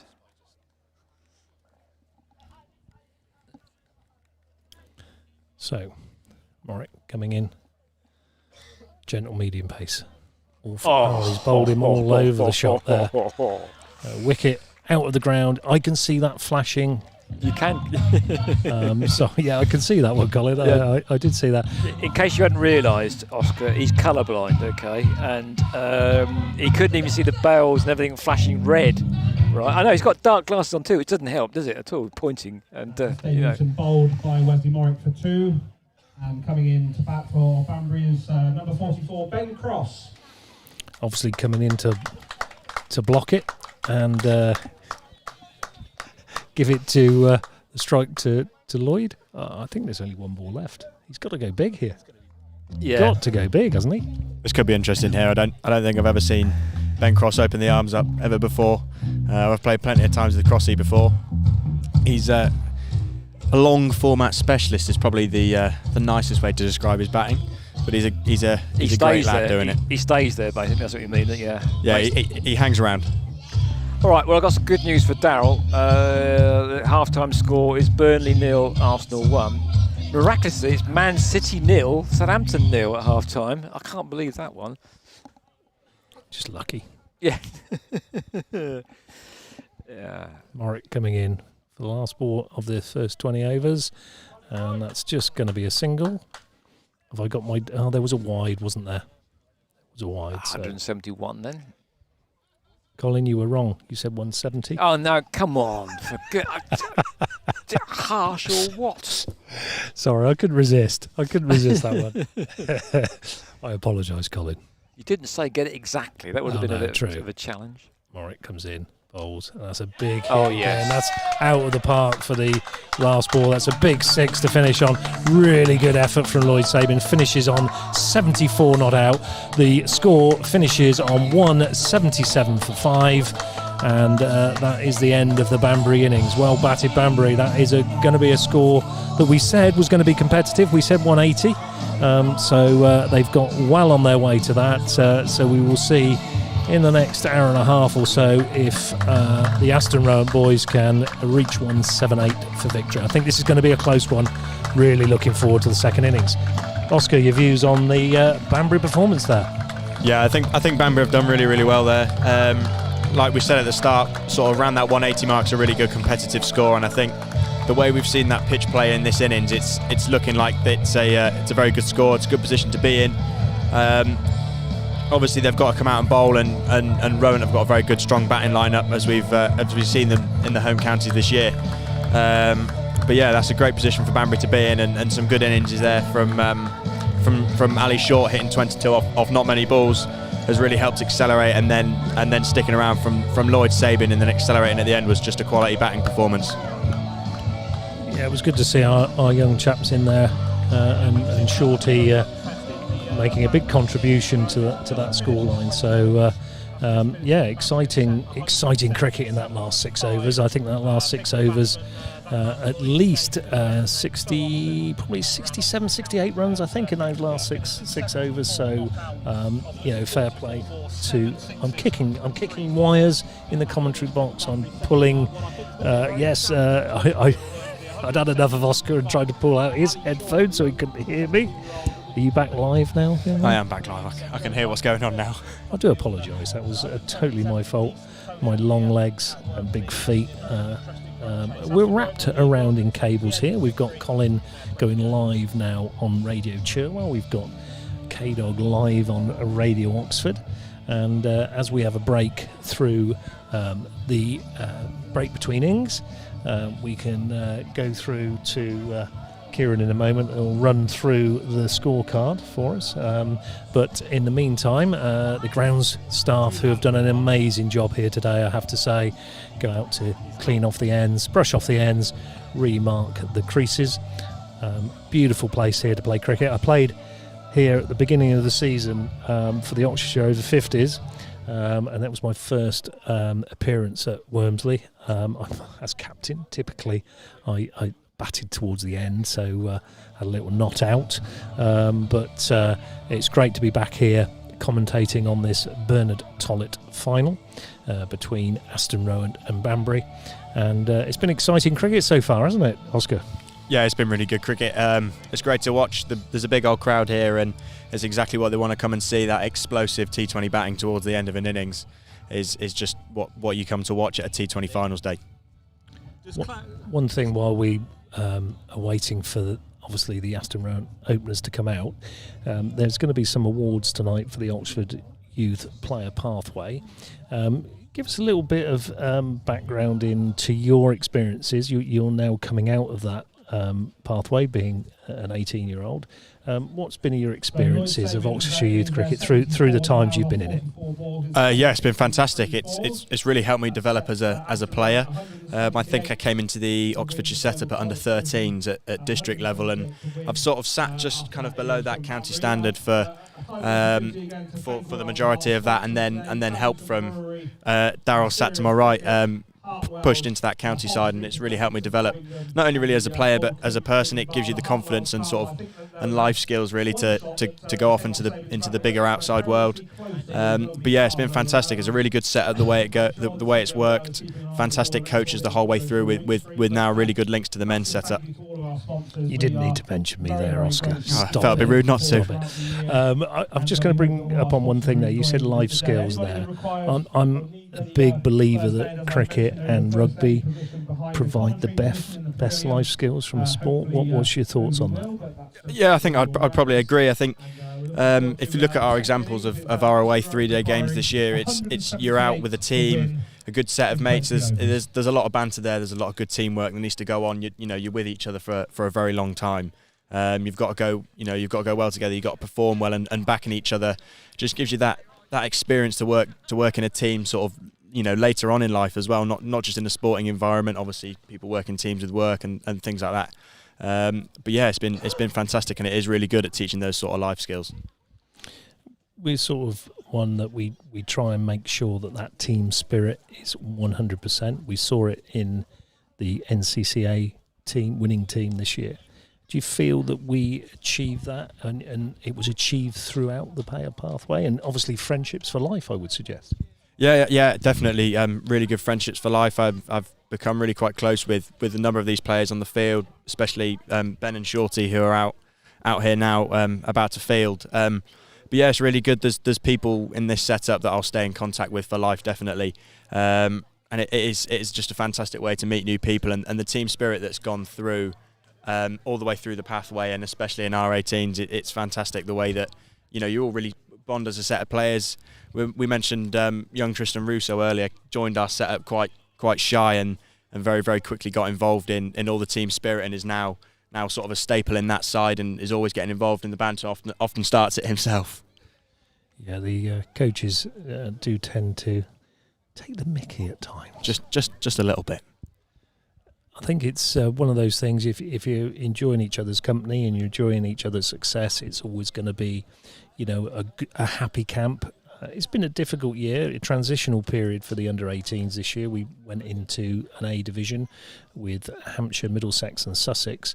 And yeah, it was, for me, it was a brilliant experience for our young players to go and play at that level, and to play 3-day cricket. What's your thoughts on 3-day cricket, Oscar? Now you've played a couple. Yeah, hard work. It is very hard work. I think it's one of the more physically challenging things I've done. Sort of waking up after bowling a long spell on day one, and your body's still aching at the start of day two, knowing you've got to go and do it again.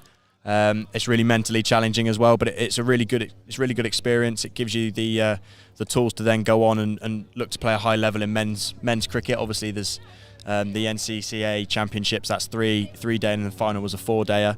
But it's really, really good. It gives you good experience as well of travelling with teammates and being in that sort of an environment. It feels quite an elite sports environment. I think that's really good to give players of that sort of age, kind of 16 to 18, that experience. So you're ready to go into that higher standard of sport, knowing what it's like. Yeah, absolutely. Well said.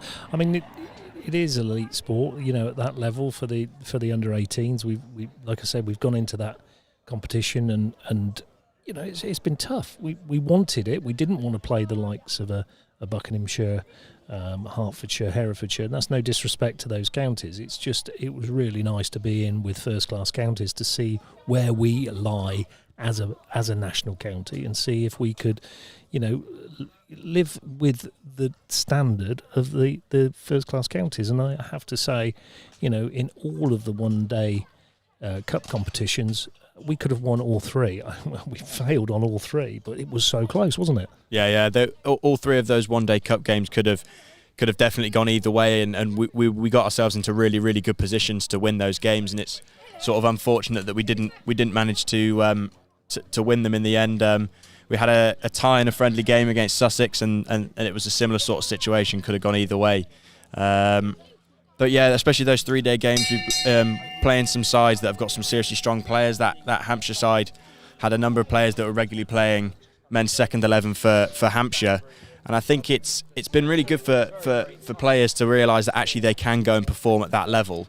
Has given a lot of players the confidence and inspiration to really go and push on and try and get into that level if they can, as it's given you the confidence boost to show that actually you can do it, and it's not so practically impossible and tough as a lot of people will make out.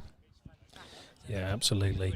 It was interesting. I said in debrief when we played Hampshire that it was probably the best youth side I'd seen at that level, and what I will say and back that up. That comment's quite an easy one to say when you've lost by an innings over 3 days. But 5 of those players were in the England under-19 squad that are playing or have just beaten the West Indies 4-2 in an under-19 series. So if you put that into perspective, we played against some, guys that are going on to, first-class contracts and possibly England contracts in the future. Yeah, of course. There was Hampshire's captain, I think a lad called Harry Petrie was playing for England under-19s in that series win, against the West Indies, and I think it's really good for us to have that experience playing against people like that. And yeah, they were a seriously strong side, and that does put it into good perspective of how strong they really were. Well, thanks for that, Oscar. It's a really good insight into Oxfordshire under-18s. I hope you enjoyed that little passage of play while we're waiting for the second innings to resume, as Aston Rowant openers Tom Condon and Leo Bethel have made their way out to the middle. A little huddle from the Banbury boys, not hugging, but in a nice little circle. And we'll see what the captain has actually said there. Love to have had a microphone in there, Oscar, and heard what that says. Yeah, I think it's obviously I think the way they're going to go here is that's quite a big total. I think they're just going to look to run restrict is probably what we'd go for if our 18s or myself. I think any team that you're playing in, that's what you're going to go for. You're going to try and restrict runs when you've got that many on the board. But yeah, it would have been great to see what they were really saying and have a microphone in there. Not the rubbish you're used to with the under-18 management and coaching team. No, of course not. We left it really to the captain, Ethan Davey, to say what he wanted. We'd done our little piece in the morning, and at the end of the day, you want people to express themselves and be part of the the whole team ethics. And I'm a big believer of letting that move on quite in its own way. But we're ready to start the second innings. Henley Cricket Club, if you could come to the commentary position, there is something that needs to be picked up that's been left behind this morning from the game this morning. So if anybody from Henley is still here, can you please come up to the commentary position? Thank you very much. If you're still watching on our YouTube channel, thanks for joining us here on a bright sunny afternoon, late summer's afternoon, as K-Dog alluded to earlier. Beautiful sunshine, the whole pitch is bathed in sunshine. We're ready to start the Aston Rowant innings. They're chasing 178 for victory in their 20 overs, and it's Ollie Wright coming in to bowl to Tom Condon. And that's a big appeal straight away. He went back there, didn't he? Ball kept a little bit low. Yeah, that was slightly back of a length, that delivery. I think he's thinking he could punch that into the leg side and try and get a little one in there. It just looks like it skidded on a little bit. I think there was quite a lot of bat involved there. It sounded like there were two noises, and Finchy, the umpire, was very unmoved. Fair play, your hearing's better than mine, Oscar. Well done. Ollie Wright's quite a skinny, quick bowler, not very tall, so it comes through with that big, all arm action, and that's gone through to the wicketkeeper short. Apparently it's on the board, apparently. Is it? Just you. She just said this. I'll be paid for it. Kieran's just come back with a huge, we could just say huge, I don't know what it is, chicken burger, I think. It's falling apart. It's terrible watching that, isn't it, Oscar? Looks, that's the sort of thing you get out of Nando's. It looks like really, really good quality food, actually. I think it's one of those sheep that he couldn't get back in the pen at Goodwood. I think it's bit in the dust and found its way into a burger. If we could we go on the tannoy and ask if anybody's got a penguin or pelican bib?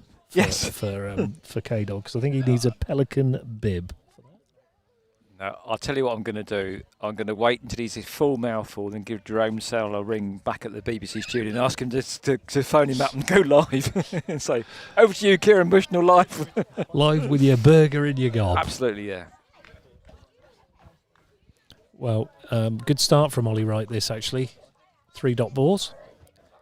Yeah, that's priceless, isn't it? So, bowler's got his eye in straight away. And Aston Rowant are away with a single out to a backward square leg. The ball comes in to Ali Short. So 1 without loss after the 4 balls. I will now tell you what the field will be for the left-handed Bethel. We've got deep square leg. We've got a short fine leg. We've got third man on the boundary, a backward point cover. A long off. I think there's going to be a short extra cover going in. A mid-on. And a mid-wicket. So, big space out at mid-wicket. Wonder if he's going to...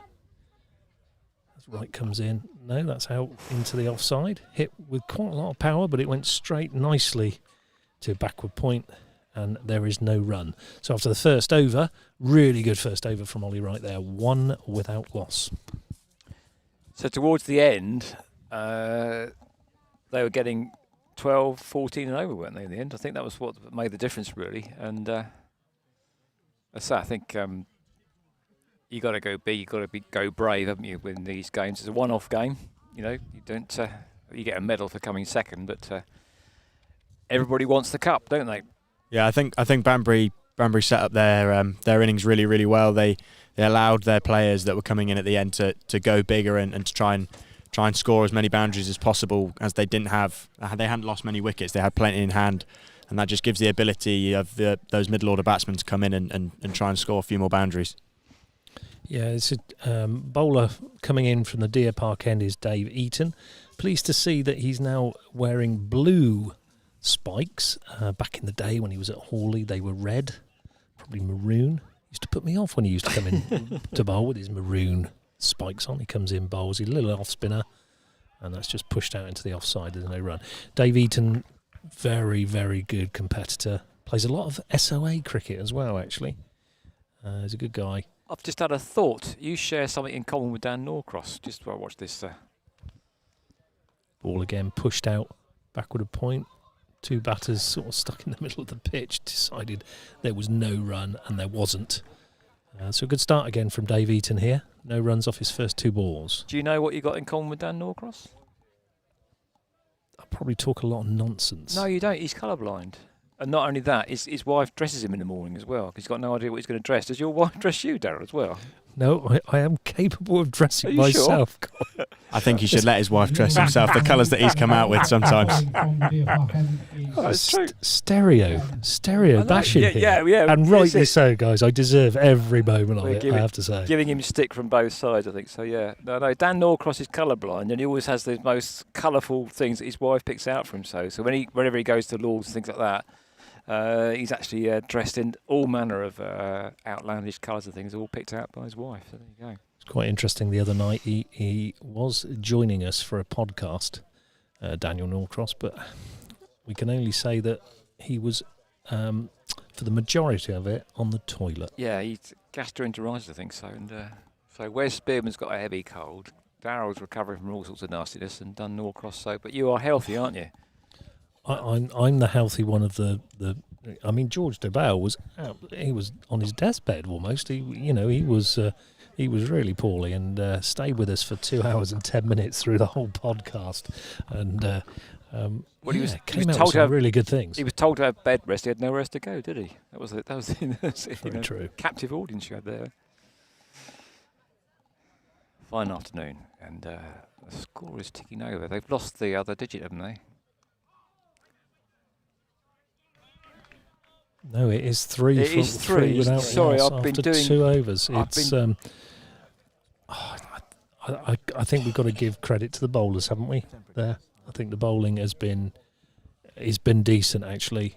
In the first 2 overs, Ollie Wright was right on the money, and so was Dave Eaton there. So, with Aston Rowant chasing a big total of 178, Banbury have started really well in the bowling department. 3 without loss after 2 overs. Yeah, I do apologise. I've been off doing reports for Radio Channel, the Hospital Radio Network, and so I hadn't really kept up with the score, and I couldn't believe it. 3. I thought, hang on a minute, because when I think that's well fielded there. When Henley got to, I think, 113, they couldn't find the other one, could they? So it was 13 for a long time. So I thought, hang on a minute, have they lost the ones again or whatever else? But no, it's actually 3 there.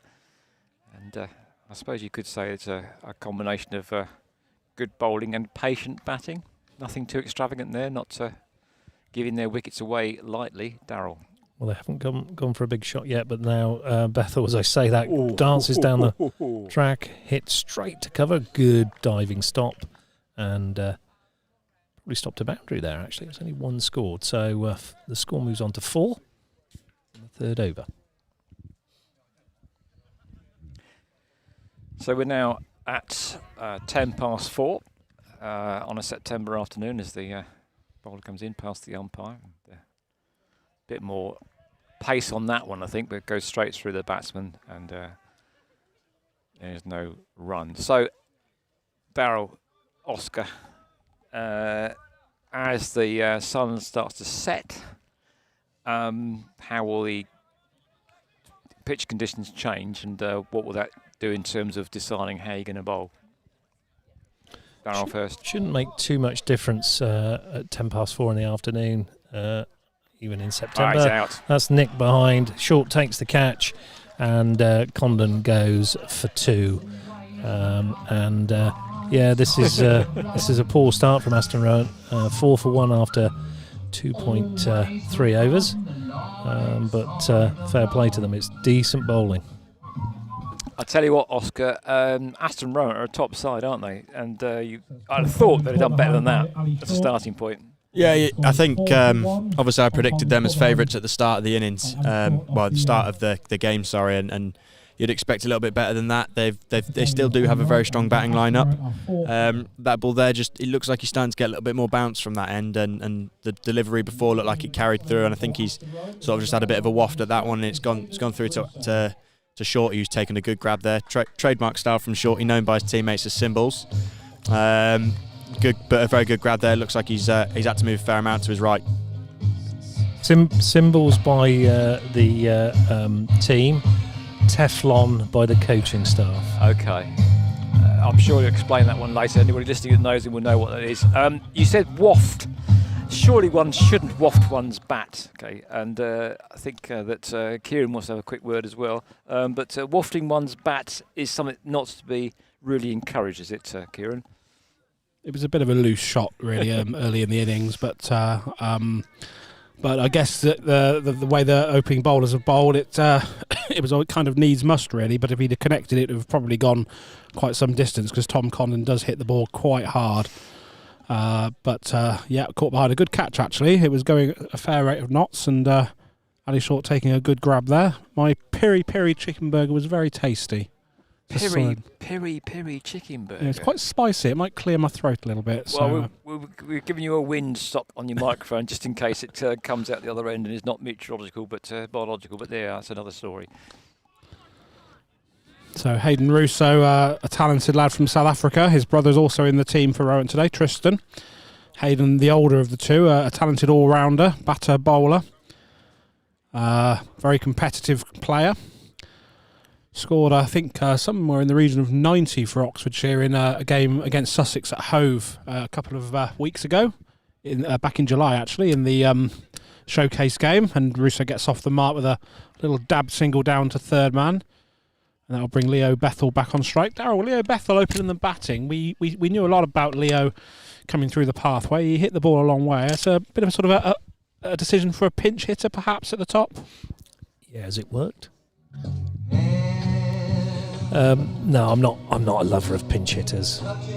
If they come off, it's brilliant, but how often do you see a pinch hitter actually do the job? I think you've got to go with your strongest batters, and I think for me that's probably now what he's going to do. He's going to hit a few sixes, and I'll say what an inspired choice that was. But for me at the moment, after 3 overs, Rowant 5 for 1. He's not been pinch hitting too much, has he?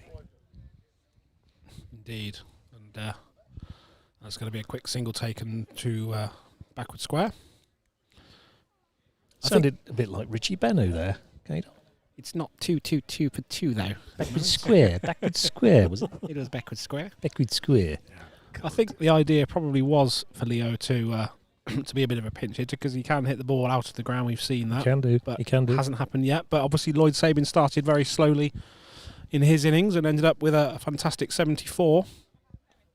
Do you know, it wasn't Richie Benno I was thinking about. I'm sure Oscar. Do you remember the Muppet Show, Oscar? Do you remember that? No, it's probably before your time. Okay, well, look it up when you get home. Ask your parents. Okay, so there's 2 old geezers who sit in the balcony criticising things, I think so. And Waldorf and Stadler. That's the one. Yeah. So look it up, okay, and see what you think. That might be the new name for K-Dog and Woodsy, Waldorf and Stadler. Who's who? Yeah, I'll leave that for Oscar to think about it. He'll come back and he'll email you later on. Okay? Which one's got the bigger nose? That would be me, probably. Eaton comes into bowl to Bethel. That's hit. Oh, he just run there. They did make it. Russo makes his ground, and a single was the result of that little piece of action. It's very clear who's who. I've just seen the picture. You're definitely Stadler. The nose on that. Look at the nose on that, eh? It's all right. I picked it myself. I think this joke's going to run and run. Haha. If my wife's watching, I apologise for my nose joke. I keep cracking that at home. She hates it with an absolute passion. But I keep bringing in the old jokes because the old jokes are the best, of course. Still haven't had too many comments on the live stream. We have got a lot of people watching, but not many commenting. So that might be a good thing that they're enjoying what they're listening to, or it might be I that can't believe they're enjoying us, listening to us. in fact we've only had work experience. Wes and Tim Bean are our only commenters, apart from Daniel right at the start, who said, "Come on, Banbury." Well, Banbury certainly did very well in their innings to rattle up 177 in their 20, and Colin put us all to shame. Really, he was the one that went big, and he was correct, and we were all far too pessimistic. Fair play to Colin. The fountain of all knowledge. I just think you got to set a target, haven't you, if you're batting first, and the bigger the target, the more the mountain you got to climb. At the moment, so it's looking for Aston run. A little bit of a heavy task here. Just 7 wickets. 7 runs scored. Change bowling at the Dibley end. Coming on is Charlie Hill. And Charlie Hill coming on from the Dibley end. Oh, I love that. I do love that. I have to say, Daryl, I know he's your club man, but Matt Bowden, I have to keep waving frantically at him every time there's a bowling change. He's only sitting about 10 yards from me. It's never easy, is it, doing the boundary pyrotechnics and the music? He's probably just ignoring me, to be fair, which I wouldn't blame him for at all.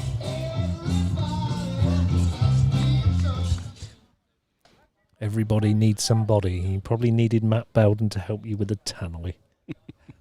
In comes I don't just throw this together, do I? bowls to Bethel, and Bethel has a big swing and a miss again, comes down the track and misses it. Hill wearing a Jack Brooks style headband. Yeah, I don't think he's pulled it off quite as well as Brooksy. Me and Hilly go back a long way, as was mentioned earlier. He was the one that christened me K-Dog all those years ago. And that's hit into the leg side, and it's going to be a couple of runs here, I think. Yep, going to come back for a comfortable 2.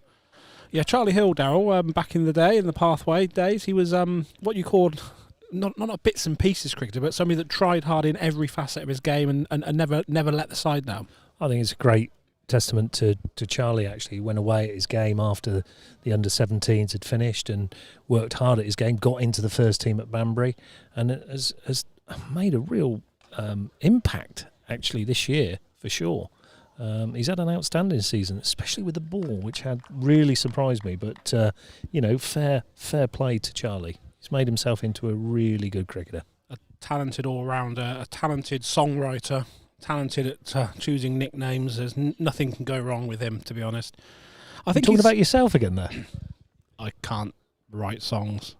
In comes Hill, bowls to Bethel. That's a big appeal for a caught behind, but nothing given from John Finch. So there must have been a little flick of the pad, because otherwise that would have probably been a wide. Yep, flick of the pad, says Finch. See, my umpiring eyes are still good, even from up here, Daryl. There you go. So Hill turns again to come into bowl to Russo.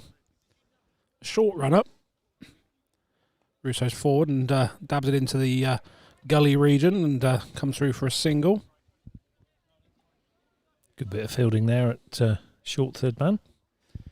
The Oxfordshire Pathway Awards take place this evening after this game, starting around 6 o'clock. A celebration of what's been a fantastic year after all the COVID issues of last year, to get the pathway back up and running, and literally thousands of children coming through the pathway over the last 3 or 4, 5 years since it changed from just a stream process to the pathway, and it's a real pathway now, Daryl, isn't it? Because the pathway is all the way to first class cricket potentially, and also to Oxfordshire's senior team.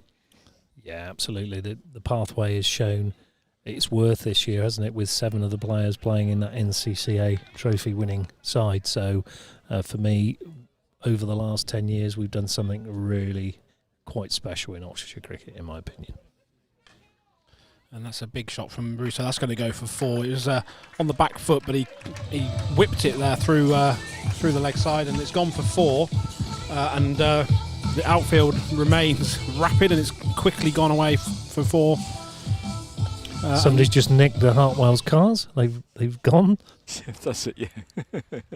You hear police sirens. I think it's actually Hartwell stuff packing up and going home. I think, as opposed to that's boring. An auto theft. We could have had something a bit special there, but never mind. Eaton comes into bowl. Russo plays it nicely back down the pitch. I have to say, they need a few more of those boundaries, Oscar, don't they? After, in the 6th over, they are 19 for 1. Yeah, I think they could do with pushing on a little bit. I don't think they're in too bad a position. They're rotating the strike quite well here. But yeah, they're starting to, as they get closer to that 10th over, they need to really look to hit boundaries, which Russo has just done with a fantastic reverse sweep. Time to death, the reverse sweep from Russo to backward square leg for a lovely boundary. Yeah, and you might not have been able to see that on the video stream because the camera is a fixed camera, but that's you'll be able to see there's a bank around the ground. And that went right through the outfield, over the boundary rope, and then it went up the hill and out into the crowd, basically. So just shows you how quick the ground is at the moment. It's just a quick dab and no run. Good bit of work there by the bowler, actually. Stopped the single, really. He didn't field the ball, but he moved quickly to stop that single. Eaton comes in again. Again, nicely pushed back down the pitch. After 6 overs, the score has dribbled. I'm going to say dribbled on to 23 for 1. Just around 4 and over. Need a little bit more than that. 145 required. I suggest. 155 required in 14 overs. So that run rate is creeping up, and a few more boundaries required, I think. Still going to be Charlie Hill from the Dibley end.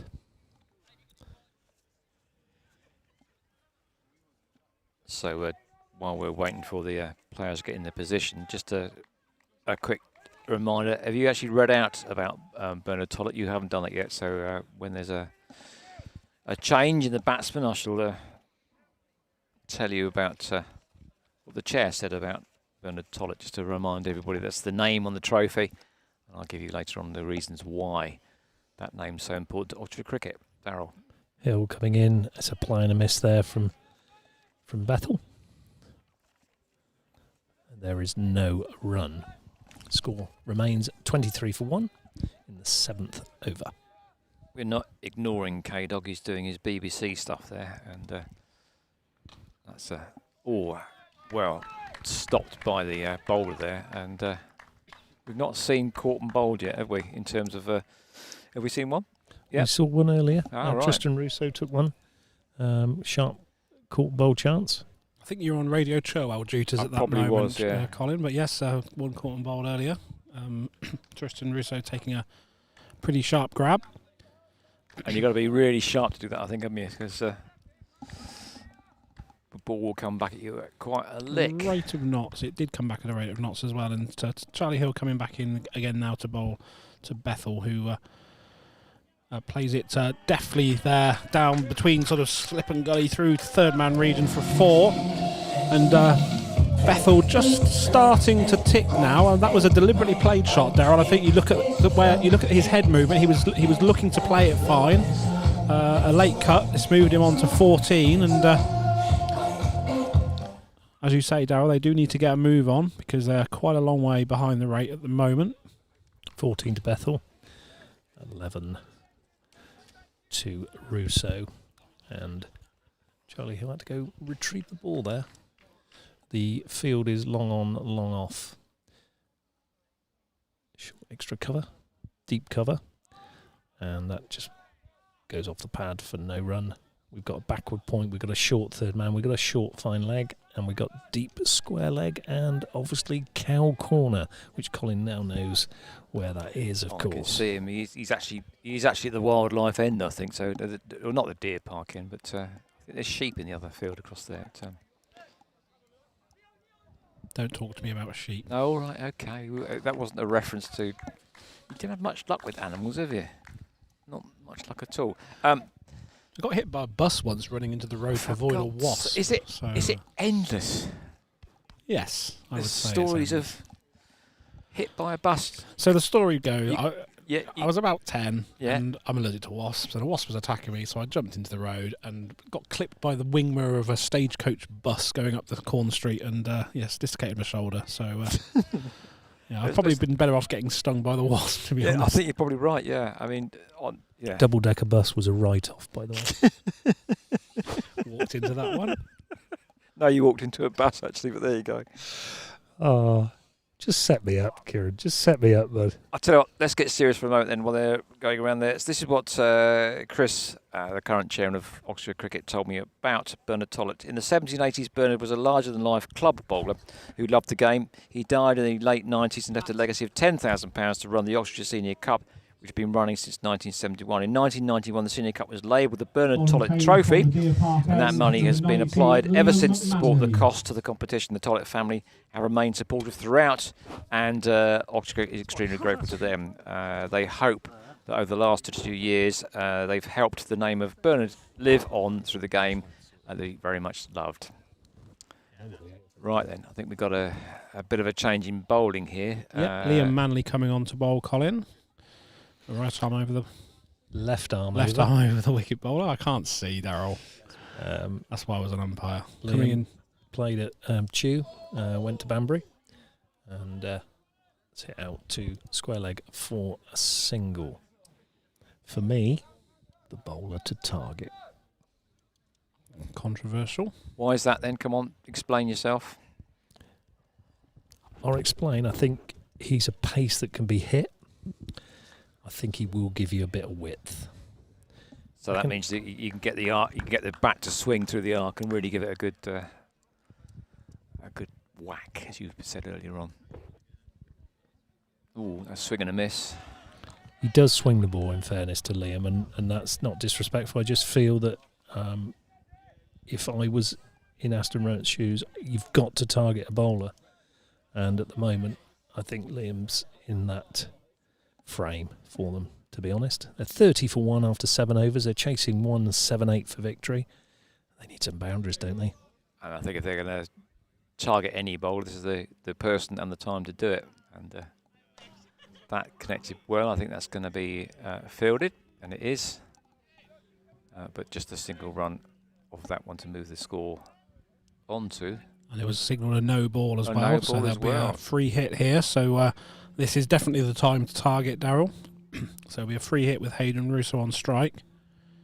Straight 6. Gonna call it. There you go. You think so? Go on then. Straight 6. No, he's going to be out. I think he's going to hook it over the... Oscar's going for a ramp shot. Yeah, I think he's going to pull it over the pavilion, over the score box. We'll all be wrong. He'll be bold now, you watch. We were all wrong. It was a little reverse sweep. And the resulting end to that piece of action, as he slipped at the non-strike again, trying to go back for a 2, a single was scored off the free hit. I'm getting a bit worried now because there's a dog approaching us, and with Kieran's record of being bitten by animals and letting sheep out and things, if you hear a scream and a howl, it's because he's been savaged by, looks like a Chihuahua or a Pekingese, I think. I think it's a little Shih Tzu. Oh, okay. Don't pick up on that one, Darryl. I'm not going to say anything. No. It would have been too easy. It would have been too easy, but there you go. Oscar, this is not what you should expect from your media calls, I tell you. So go away, learn how to do it properly, and then come back and tell us. All right? Maybe not my media course, but it's standard for this pair. Yeah, well, we've got other animals around the place as well. We've got a couple of red kites circling as well as the bowler comes into now, past the umpire. And that is nipped away, but well fielded. And just a single run taken to push the score on to 35. Are you suggesting, Oscar, that Darryl and I have a bit of a reputation? I think there's no suggestion there. I think there's strong, hard evidence that there's a bit of a reputation. What I like about this is that the old phrase "what goes on tour stays on tour" doesn't happen to apply to Oxfordshire cricket, because what goes on tour comes right out in its broadcast, as far as I can see, and becomes a feature on the Masked Cricketer, if nothing else. Especially if it's to do with unlucky Kieran over here. He does seem to tempt fate, doesn't he, sometimes, with buses, donkeys, sheep, wasps. Breaking my foot making a cricket tee. 2 ribs whilst stopping a boundary. With that fantastic piece of fielding. It was all right. Falling over. It was a fantastic diving stop, which was the winning moment, really. Falling over. What was more impressive, though, he said to everybody, "I think I've broken 2 ribs." He got the usual sort of, it's just Kieran again. He had broken 2, but he carried on bowling, didn't he? I don't think you can call that bowling, Colin. Yeah. He can't come on because he's on the tannoy. Well, we can get. He's got a very strange style of bowling, isn't he? I have to say that. I mean, I'm no cricket expert, but I'd like to say Kieran's bowling is unique. I think it's unique. Oscar treated it with the contempt it deserved in Middlesex. He thinks he hit it for 6, but it would have been caught anywhere in the world. Okay, of course. Change of bowler. Joe Thomas coming on from the Dibley end. A very left arm spinner. Very tall. 9'7". Dear oh me. I mean, I could see it's an advantage for a fast bowler being 9 foot, not 9'7", is he? What are you going on about? Just realised what he said then. Being tall for a spinner, is that an advantage? I would have thought not so. He's not prone to exaggerate Kieran at all, are you? I think he's 6'6", I think. 6'6". Scoot that away from a nice boundary though. So at the Stoke and Church side of the ground, the east side of the ground. See, I thought that was on the way back to Oxford. West. Sitting next to you is contagious, I tell you. I'm going to probably get lost on the way home now. I just use the sat-nav these days, Colin. You know. The sat-nav here says you're off-road. Seriously, you put it on, it says off-road, off-road, off-road. It's not until you get to the gates. And you could run out of petrol on this driveway, couldn't you? It's fantastic. It's a long drive. Thomas comes in again, and there's a little reverse sweep there. Hasn't quite got that one. It's a bit of a misfield. It has gone actually all the way because it rolls down that hill quite quickly. 4 runs for the reverse sweep for Russo. So the score has moved on now to 44 for 1 in the 9th over. Russo has now moved on to 20, and Leo Bethel is 21 not out. Thomas in again, bowls. That's a big hit. It's up in the air. It's going to be caught, I think, at the long off boundary. It is caught on the long off boundary. Taken quite comfortably there. That ends Bethel's pinch hitting days are over.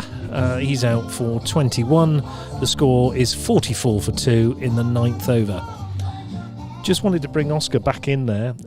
Obviously, these partnerships, duos, duets. Where would you put Woodsy and K-Dog then? In what was the sort of thing that was said in the camp? Back in the pavilion, I think would be the safest place for these two, don't you think? But clamped down, yeah. Absolutely apt music for that question for you, Oscar. I've been really put on the spot there. Do you mean sort of in general as coaches I've had as a pairing? Although they express their opinions quite often, and there's a lot of it's all friendly, but a lot of banter going around the team. They are a very good pair.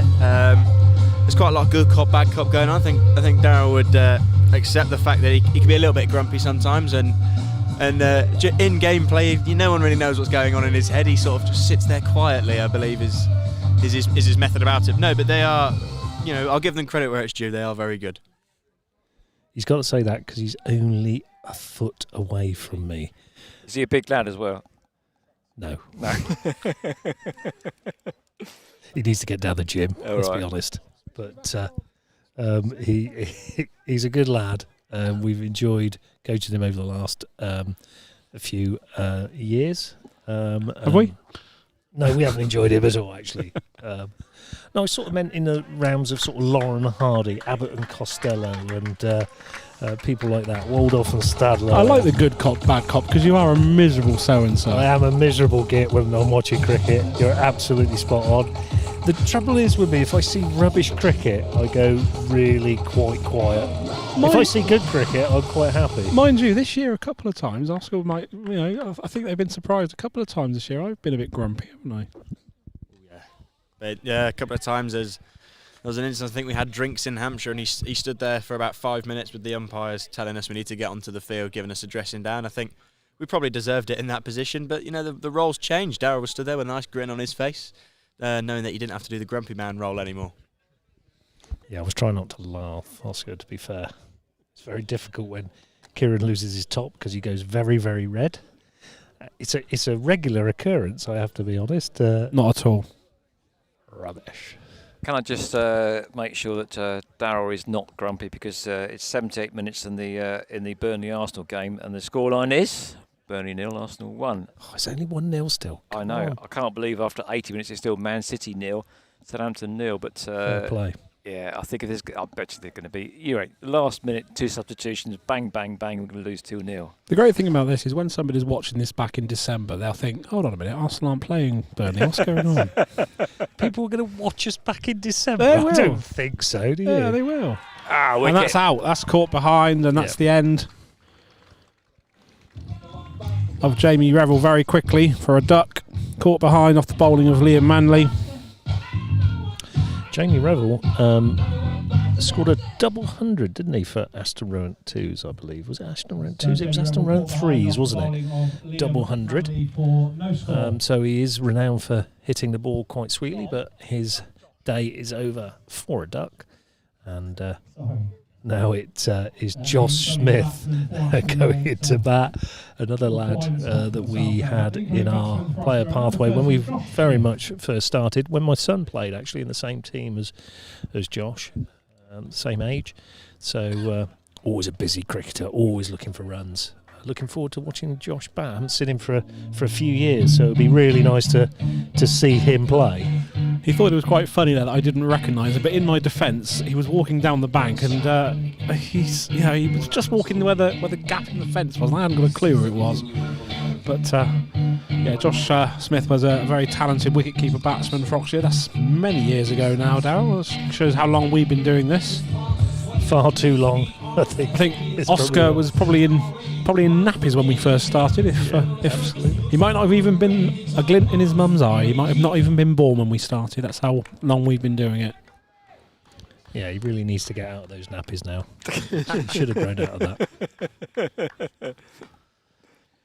So Josh Smith will be facing another left-hander, another proper bat, Darryl.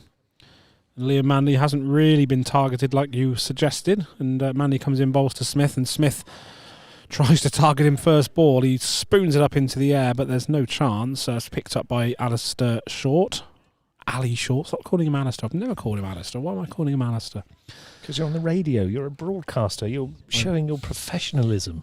Absolutely. But, it's not looking great for it at the moment, it has to be said. 3 wickets down, 49 on the board. They do need to target a bowler, and I agree with you, Darryl. I think they should have perhaps looked to target Manley, but he's bowled okay so far, actually. First over, he went for 6. He's then taken a wicket in the start of his second over, so maybe that was play. He's bowled well. Maybe that was their plan, and Manley coming in again now to bowl to Rousseau, and Rousseau definitely sort of plays a late shot down to He's another slip. slipping over again. There's definitely something on that pitch. I think there's some. Has it been frosty today? Is there a bit of ice over there? I was going to say it must be ice. I don't think so, chaps. Okay, I can honestly say it's a balmy afternoon here.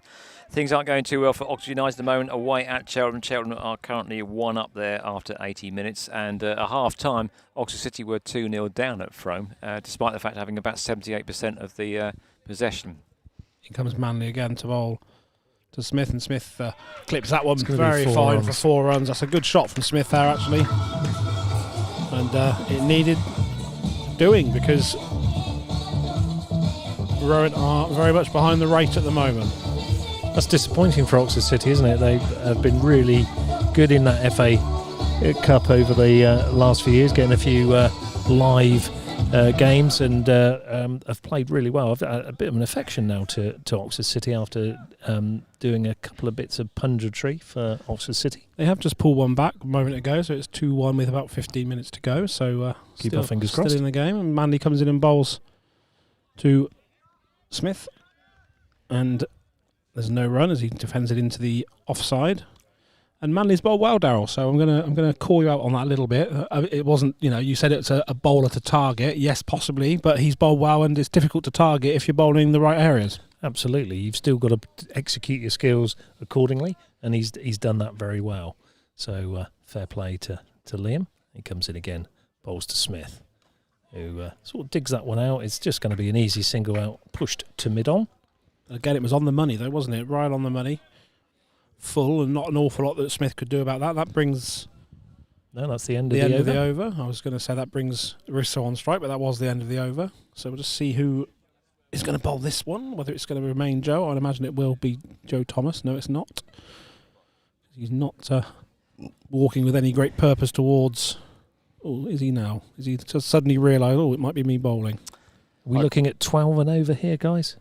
I don't think you can go consistently at 12 and over, in my humble opinion. I think if I was a betting man, I would be putting my money on Banbury at this point. Your thoughts, Oscar, as you mentioned that you wanted Rowant to win? I think my prediction at the start, I looked at Rowant and thought they were probably on paper the stronger side, but Banbury have really taken hold here, and they are in the stronger position. I think I'd probably change that and say Banbury are now favourites. That was a good take there by Shorty, taking the bails off young Charlie Hazelgrove. But yeah, they've done really well. They batted fantastically, and they've started this innings really well, and they've done exactly what I said they thought they'd say in the huddle, and they've just looked to restrict runs, and in that way the wickets have come. That always the case, that you get a lot of pressure and wickets still start to fall.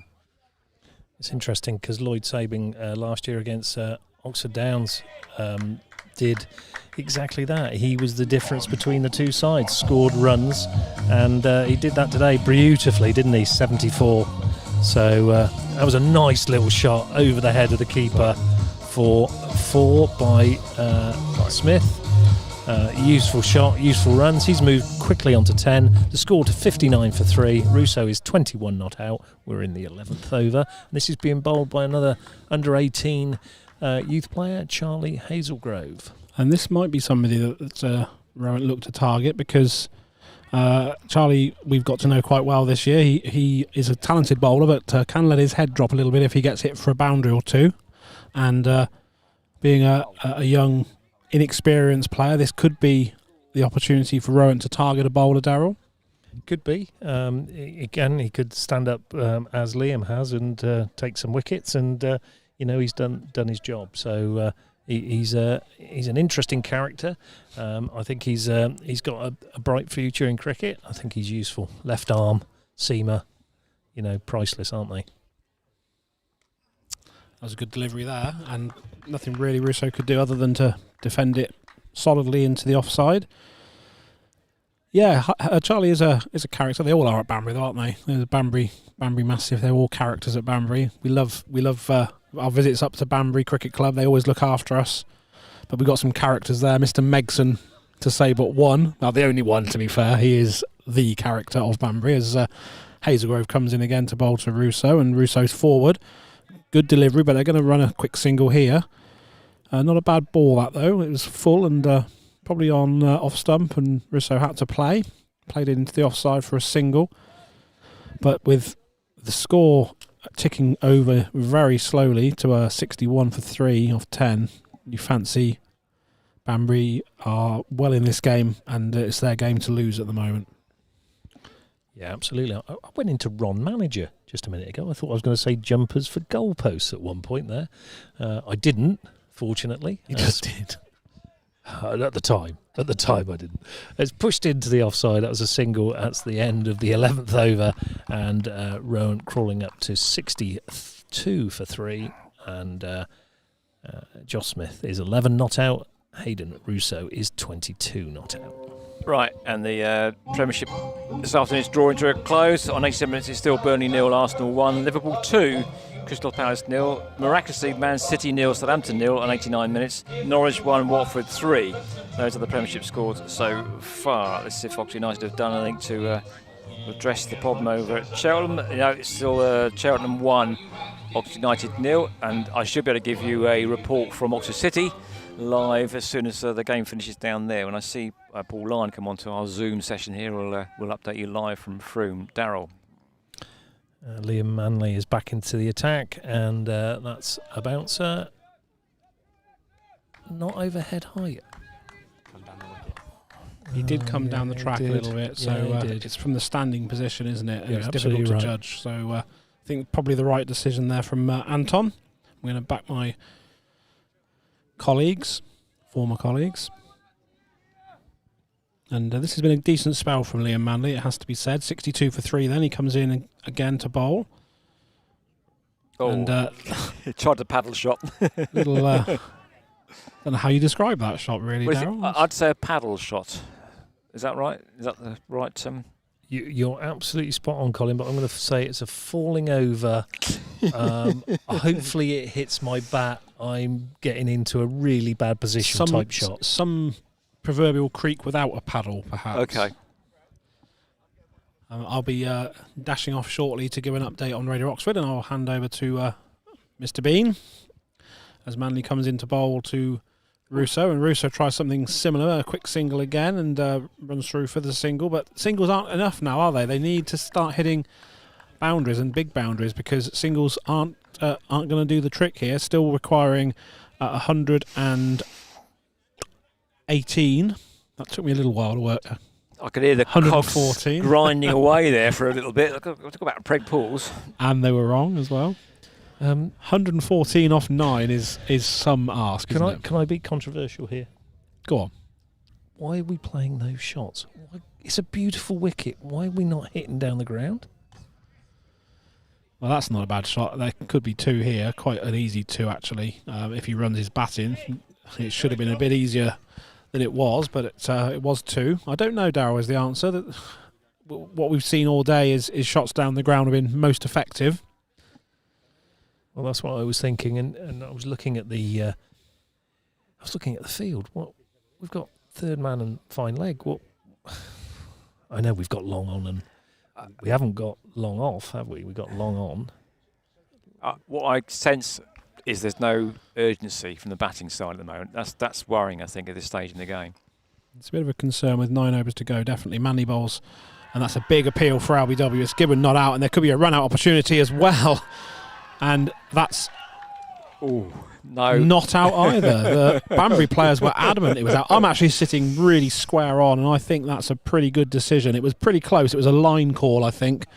And I think that although we only have the one camera, I think that was a line call, and I think that's the right decision. But an opportunity there twice in one ball. But that, Darryl, senses the urgency, doesn't it? That there hasn't been, that they're trying to take silly singles where there weren't singles, and it's boundaries that they need. Yeah, it was a good LBW shout as well, I think, actually, but no decision given at the Deer Park end and no decision given at the Dibley end. I think, there was probably some words said there. No need. They're right on top. Let the umpires do their work. You do not need to talk to the umpires at any point. Whether you think it's out or not, I think that's quite poor, actually, from the Banbury contingent. They're on top. Do they need to do that?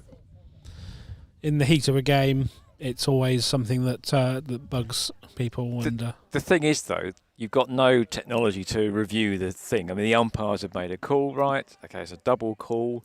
It's not a blatant mistake that you can prove anywhere else. It's just a judgment call from at both ends, and you're quite right. It's breaking up the game now. In fact, I think Banbury. I think neither side were in the flow, were they? I think the issue there was that Banbury was celebrating as if it was out. They didn't actually appeal for the run out. They just celebrated as if it was out, and it was the right decision. From where I'm sitting, it was the right decision. It wasn't out, and you don't take prisoners with Mr. Finch and Mr. Samaravatu, particularly.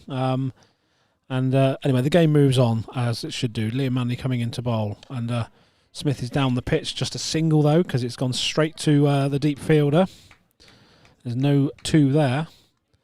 Fully expecting this to go to the full 20, even though only 3 wickets have gone. I don't think we'll be seeing an all-out, but we do need to start seeing some boundaries. There's a decent field set actually for Banbury, because they're frustrating the 2 Rowant batsmen, because they're cutting off their boundary shots at the moment. Yeah, I still think, looking in the wrong areas to hit the ball has been a bit of a downfall for these 2 Rowant batsmen. I think that's 12 overs gone, isn't it? 8 overs left, needing 111 to win. It's going to be a tall order, this, isn't it? It's got to, we could have an over where there's 5 sixes, 6 sixes. Who knows? That would be exciting, wouldn't it? Well, the required rate at the moment is 13.9, so it's really risen. And okay, there's 7 wickets left, but that's unlikely as Hazelgrove comes into bowl to Smith. Smith's preempted that and played a good shot, and that's gone for 4. That was a good shot because he preempted that. A little sort of dab over the keeper, reverse. He got into position there before the bowler had even reached the crease, Darryl. So I'm perhaps wondering whether Hazelgrove could have perhaps changed his line or length at the last minute there, but Smith played a good shot. It's come off that time, and it's a good ploy from the keeper now to go back. He was stood up to Hazelgrove, I think, go back to the way they're playing now. That might be a good thing. We might see some hits down the ground. We might see some big 6s here. Let's see if that is actually going to happen. Smith's moved on to 19. Russo 23, 71 for 3 in the 13th over. Hazelgrove comes in, bowls. That's gone a long way. That's gone a very long way. Just as you said, Darryl, wasn't it? 6 straight away, so the keeper's back. Josh Smith then has more confidence to come down the track, and he's hit it straight back over Charlie Hazelgrove's head for a big 6. And that we're really interested now to see how Charlie reacts to this, because this is what we've known with Charlie Hazelgrove, is how he reacts to being hit for a couple of boundaries. Will his head drop, or will he get his head back on? And I think Charlie Hazelgrove has to realise there's 100 runs still required just to get level. So what was good was his teammate came across immediately, patted him on the back, and got words of encouragement. So let's hope the lad. As you say, I think it's all part of a life's rich tapestry. You've got to deal with these things, haven't you, in any sport? It's a learning curve, yeah. without a doubt. We all get hit for 4s and 6s. Oscar knows that more than most. Stop making me laugh, Darryl. Just a single there to Josh Smith this time. Just hot off the press, Arsenal 3 points. Let's see what Tottenham do tomorrow. Even if you're watching this at Christmas, it's Arsenal 3 points. They've scraped typical 1-0 to the Arsenal twice now. So, good defensive record. Still Man City 0, Southampton 0. 5 minutes of additional time. It's talk about squeaky bum time. I hope I'm not out of sync and there's not been a late goal at Man City. But if they do come out with a point there at Man City, that's a fantastic result for Southampton. In comes Hazelgrove to bowl to Russo, and Russo swing and a miss. Has a big swing and a big miss, and that's a good delivery. But the thing is now, Darryl, come back up, hasn't he, to the different batter. But the thing is now, of course, given the position that Rowant are in, they have to play like this now, don't they? They're going to give chances, and the chances are, they need to be taken. Still need 100, and it's still doable. It's still doable. At this stage, you would back Banbury to win the trophy for the 6th time in a row, but you don't know. Appeal for a stumping, but he didn't leave his ground. Sorry. Man City 0, Southampton 0. It comes something when I get excited about a 0-0 draw. Dear, oh dear. One should take points wherever they are, frankly, shouldn't you? Absolutely. I got a bit excited by the 1-0 for the Arsenal. So I think Southampton are above Arsenal in the table, aren't they? Of course, everybody's above Arsenal in the table. Colin, let's be honest. There we go. Great result, though. And I'm going to go off, chaps, to do a bit of Charwell work and find out how City have done. Okay, give my best to Carla. I will do. It's Andy in the studio, Richard's on comms, and Paul's down in Frome. So I shall pick up that. I'll come back and speak to you in about 5-10 minutes. Hopefully, Frome have given us another goal. Indeed, there you go, right. City. So back to the cricket, and I've got Oscar with me now. Oscar, what's your thoughts now? 79 for 3 after 13 overs, so 7 overs to go, 98 to win. Predictions? Obviously, everyone's gonna back Banbury from this position. They're doing really well. Rowant look like they're starting to try and accelerate, and they do have. They've got 7 wickets in hand, so they do have the means and the position. They're in the position to be able to do that. We all know that the 2 batsmen at the crease can both go large and hit out of the ground. So it's not winning for them. It's not miles away, and it is a possibility. But everyone, Banbury in the better position here. You'd like to think that they'll go on to win this. So it's still Liam Manley coming in for his final over, and that's a nice little scoop shot over short fine leg for 4. Russo moves on to 28 with that shot. We've got a short fine leg, short third man, a backward point, deep square leg, an extra cover on the 30-yard circle, a long on, long off. We've got a extra cover on the circle and a deep cover. That's a very clever shot there from Russo. He's noticed that the field has come up. Fine leg's now been dropped back, but he's spotted that they're up there, and he's got down more or less on one knee and just popped that over the top of the keeper's head. And this is a shot now over long off. No, it isn't. It's gone out square over the wicket. Dave Eaton with a bit of a histrionic dive there. Not sure he needed to do that. Good throw in though, and 2 runs is the outcome for that piece of action. So as Kieran, you can probably hear in the background, is on his phone, so he's shouting his report in, and Collins, as he said, gone to Radio Cherwell. So I'm going to go with Manley coming in past the umpire, bowls, and that's a play and a miss. Looking to trying to go through between short third man and backward point there. That would have raced away actually if he'd have made contact. Yeah, he's just tried to dab that down, as Darryl said there, between backward point and third man, and the way this outfield's going, that certainly race away. I think most of the shots today that's broken the infield, unless there's a fielder out in the deep, have gone all the way to the boundary. Indeed, and Manley comes in again, bowls, and that's pushed into the leg side. They're going to be looking for 2. They're not going to get 2 there. That's just a single. Well fielded out a deep square leg. The score moves on to 86 for 3. So we shall see how this pans out. And if you're new to watching us on YouTube, if you want to make some comments, please do. Give us some promotions. We'll do that. Manley comes in again, bowls, and that's pushed into the leg side. This could be 2. It is going to be 2. That's well run. Had a couple of comments, but they've only come from Sam King, just saying that I can't hit boundaries, which is true. And Wes Spearman's still not doing much work. He's doing some clips. He's doing some clips, but he's watching this game as well. And Sam King says, "How are you, Woodsy?" So I'm very well, Sam. Thank you for asking. Hope you're well as well, and enjoying our live commentary today here at a very beautiful Wormsley. And again, Manley has bowled well again, right in the block hole. It's pushed out to long on for a single. And that's the end of the over. So and that's the end of his spell as well. So that will be a very good little spell there for Liam Manley. I will try and get the figures up for you. So it's 89 for 3 after 14 overs. Smith has moved on to 29. Russo is 31 not out. So 4 overs, 1 for 24 for Manley, which is a pretty decent effort, to be honest. Is there a change of bowling, or is it still Charlie Hazelgrove? I'm not sure. Yeah, it's going to be a change of bowling. It looks like Ollie Wright's coming back on. It is correct. Ollie Wright bowled quite well in his first spell.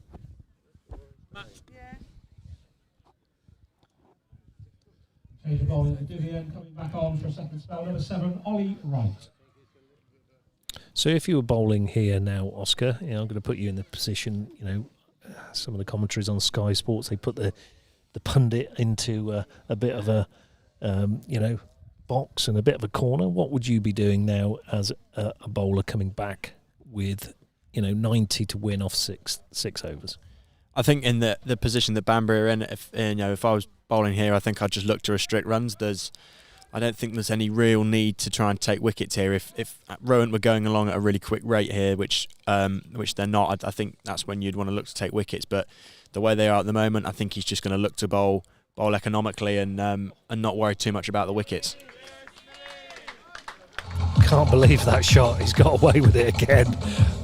It's a scoop. It's a paddle. It's something over the keeper's head. It's gone down to third man boundary. Fine third man, and it's gone for a boundary. Well played, Josh Smith. Good shot. He's obviously been practicing that a lot in the nets. Not your traditional shot, for sure. But that will make the bowler think. Where's he going to bowl now?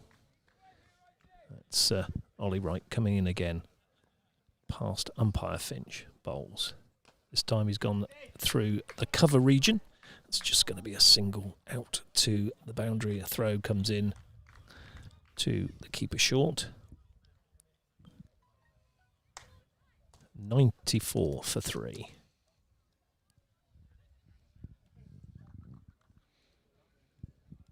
Just realised I've got a bit of cramp in my hand from holding the microphone in my right hand for so long. Gone to my left hand now. Pathetic, really. Falling apart, Darryl. Wright comes in again, bowls to Russo. Russo plays a lovely looking shot. It's going to go, though, up in the air. It's not as good a shot as I thought, because I thought it was going over the long on boundary, and it's actually gone straight up in the air. I was looking towards the tent where the groundsman was, and that's where I was looking for the ball, but it's been caught by short because it's gone straight up in the air, and Russo is gone for 31. So that's caught short. Caught short, bowled by Ollie Wright for 31. I've been caught short before, definitely. But that's the end of what we say, the innings. He scored 33, but it was a bit laboured, wasn't it, to be fair, and probably hasn't helped Aston Rowant's bid for the Bernard Tollett Trophy, but he knows he's put his head down, and the new batsman is Chris Watling. Very capable batsman, again a batsman who can hit the ball out the park. Played for Oxfordshire Cricket over a period of time. He's been at Aston Rowant for several years.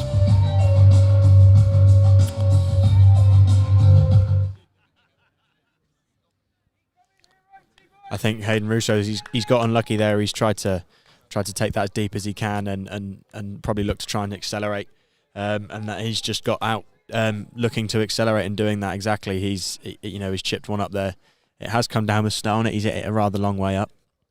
But yeah, he's gone a bit slowly there. But you understand why he's tried to go the way he did. You need someone to stick around when you've got a big total to chase. You need someone to hang around in there and get a big total at the end.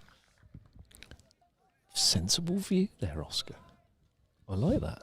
Certainly much more sensible than me thinking it was a lovely shot over long on, and it actually ended up in the keeper's gloves.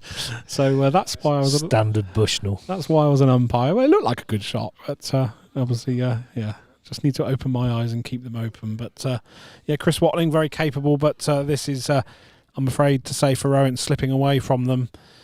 It's a big ask now as Wright comes in to bowl, and Smith and Watling together, and that was nearly an attempt from Watling to try and do what Smith did in the last over, but not quite in yet to do that. And I'm going to do my Ted Lowe impression. It was tried to be snookered there into the bottom pocket.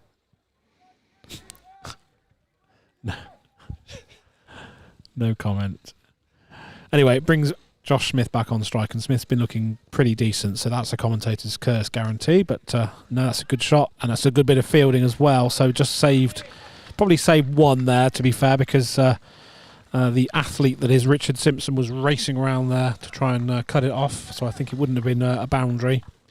Charlie Hazelgrave did a good job there, didn't he? He did indeed. He saw that Richard Simpson was behind him and thought, I'll save him running, which is probably not such a bad thing. So, 97 for 4 after 15 overs. So 5 overs to go, 81 required. And in anybody's book, that's a hard ask. You'd be looking at that in first-class cricket, wouldn't you? And not many people are going to get over the finish line from there. But you never know in cricket. You never know in cricket. You've got to keep going, haven't you? You can't give up, Oscar, can you? No, you've got to try, especially in a big final like this. There's no use in just sort of folding here. You've got to have a go, and you never know. You might get a bit of luck go your way. You might have a few misfields. You might have ones that just creep over the just creep over the boundary rope. There's all of that. There might be a few extras. Cricket's such an interesting game that anything can change very quickly. But you'd like to think that Banbury will go all the way here, and it is sort of, it's not, they've not won it yet, obviously, but they've done very, very well here, and they've played really well, and it would be fair to say they've probably outplayed Rowant here. Still got Josh Smith, who's on strike. He's on 36. He's batted very, very well, I have to say. 97 for 4. It's a change of bowler. David Eaton back on. Yeah, it's the off-spinner Dave Eaton. Haven't seen Crossy bowl yet, though, have we? Is there enough runs to play with? Probably not going to see him, are we? Nice, deft little touch there, and that's going to run away for a couple of runs. Didn't quite get full face of the bat on it this time, Smith, so just a couple.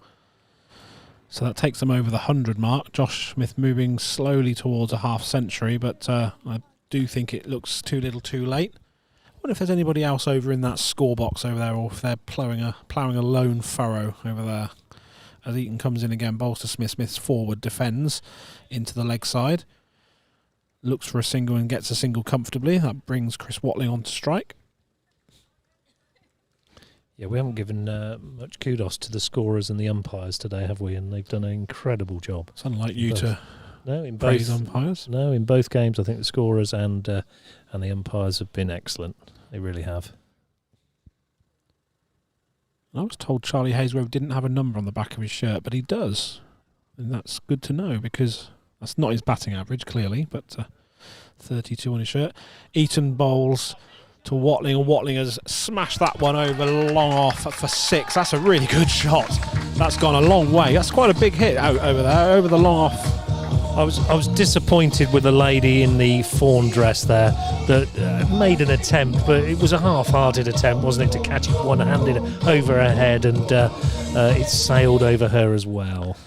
We've seen a good catch in the crowd this morning. We did a crowd catch this morning. Comes Eaton to Watling. Watling just pushes that one into the offside again, and it's going to be a single. Need lots more of those, though. A lot more of those sixes in these last few overs, because still 70 required. 108 for 4, so 70 exactly required. Looks like in the Rachel Hayhoe Flint Trophy that Southern Vipers have actually won by 5 wickets with about 7 balls to spare. Northern Superchargers got 256 all out, and Southern Vipers have got over the asking rate at 260 for 5. So well done, the Southern Vipers today. And we're still here live at Wormsley. And Chris Watling will need to do similar to what he's just done a moment ago. Another few sixes are certainly needed, as Dave Eaton comes into bowl to Watling. And Watling has a crack at a cut shot, or a sort of a late paddle, if you like, but he's missed it, and it's no run, and that's another dot ball. And dot balls are almost as critical as wickets now, aren't they, Darryl, with only 4 overs to go? That was a good bit of bowling from Dave Eaton, wasn't it? A bit quicker, yeah. And it really bounced off this surface. And after the 16 overs is 108 for 4. Smith on 40. Watling with that huge 6 is on 6, and it's a change of bowler from the Dibley end. Oh, I love saying Dibley end. I really do. It's going to be Joe Thomas.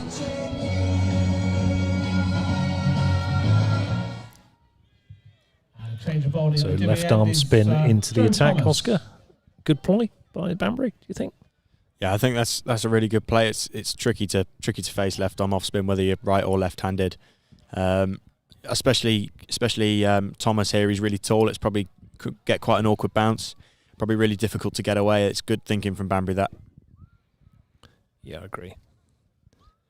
Hasn't made it into the team of late, Joe Thomas. I don't know whether he was injured or just not selected, but he's coming in now in this Bernard Tollett final. And there was an appeal there. It was just a ball that was missed, and there was no run. So Thomas back to his mark. Left arm around the wicket to the left-handed Smith, and he's smeared that straight over the sight screens for a massive 6. This is what is required. 114 for 4 now. That's been absolutely clubbed down the ground there. It's flown over the sight screens and straight into the nets behind the ground. It's a proper shot, wasn't it, that? Beautiful shot. Moves on to 46. He deserves a half century, does Josh? Let's see if he can do it this ball. Thomas comes in, bowls. And the reverse sweep has been hit this time. That's going to be a good bit of fielding. It's nice, it's 4 runs. It's 50 for Josh Smith. So 10 off these first 2 balls. This is exactly what Rowant wanted. This is making the end a little bit more exciting. 118 for 4 now. Smith goes on to 50. I'm sure Kieran will eventually give us some stats on the 50, on how many 4s and 6s that young man has hit. Smith's really looking to push on here. He's doing exactly what's required. As I said earlier, everything can change. He's going really, really well here. It was 5-4. And commentator's curse, he's gone out. Yeah, he's not Typical. happy with the decision there. He has been given an LBW. He feels he hit that, I think. But you're always in danger playing that sort of shot. And fair play to Joe Thomas there. Been hit for a 6 and a 4. Came back and took his wicket. So LBW to Thomas for 50. Really top knock that from Josh Smith. Has given his team an outside chance of winning. But we shall see. Yeah, he's given Aston Rowant a glimmer of hope there. He's clearly disappointed, but he's batted very, very well there. He's put them into quite not such a poor position to be in, that they can still look to try and accelerate from here, and I think that's exactly what they've got to try and do. Yeah, absolutely. Is it Thad Cooper gone in now? Thad Cooper's joining Chris Watling. Another player very capable of hitting the ball a long way. I've seen him do so a couple of times this year. Once in the Village Cup and once in a Chowell game at against Challow and Childry on a fairly slow pitch at Challow. And is it safe to say that he doesn't stop talking behind the stumps? He doesn't stop talking, no. It's all friendly banter, I think. 118 for 5 then, so a couple of wickets falling fairly quickly. Thad Cooper, so 2 batsmen on, fairly new to the crease. Chris Watling and Thad Cooper, and Cooper will be facing. That was a very quick decision from John Finch. Didn't hang around, did he? He probably was in front of all 3, mind you. So, in fairness to Smith, though, he needed to get on with it. It was, had he connected with it, it was a preempted shot, wasn't it? But he knows that they need to get on with it because they are behind the 8 ball. So, Joe Thomas thought he'd had it at 6 down the ground, which was a beautiful shot. So, And that's racing away. I'm not sure that's going to be cut off. It is cut off. That's a great bit of fielding now. I thought that was racing away to the boundary, but a really good bit of fielding by Charlie Hazelgrove down there. Yeah, my money was on the ball there. It's gone for 2. I don't know if it was 2 runs or 2. It was 2 runs. 2 runs, yeah. So 120 for 5. 58 to win off 3 overs and 3 balls. That's some ask, Darryl. It is some ask. Don't even see those sort of chases in first-class cricket, do you? So I'm not sure. Again with another dot ball. And that's the end of the over. So 120 for 5 with 3 overs to go then. So 58 required off 3. I can nearly work that out. That's virtually 20 runs and over. I nearly work it out. It's almost 3 runs a ball. It is. So we need one very big over here, don't we? We'll see who's going to bowl this next over. Will it be Dave Eaton again, or will there be another change? We'll soon find out. Dave Eaton might have finished his spell actually, but Indeed he has. Dave Eaton finished his spell, 4 overs, none for 23. Ollie Wright's figures, by the way, Daryl, so far 3 overs, 2 for 11. And he's coming on. And he's coming on for his last over, so 2 for 11 in 3 is a fantastic effort, isn't it? Change of ends for Wright. He has been operating from the Dibley end. He's now coming on from the Deer Park end.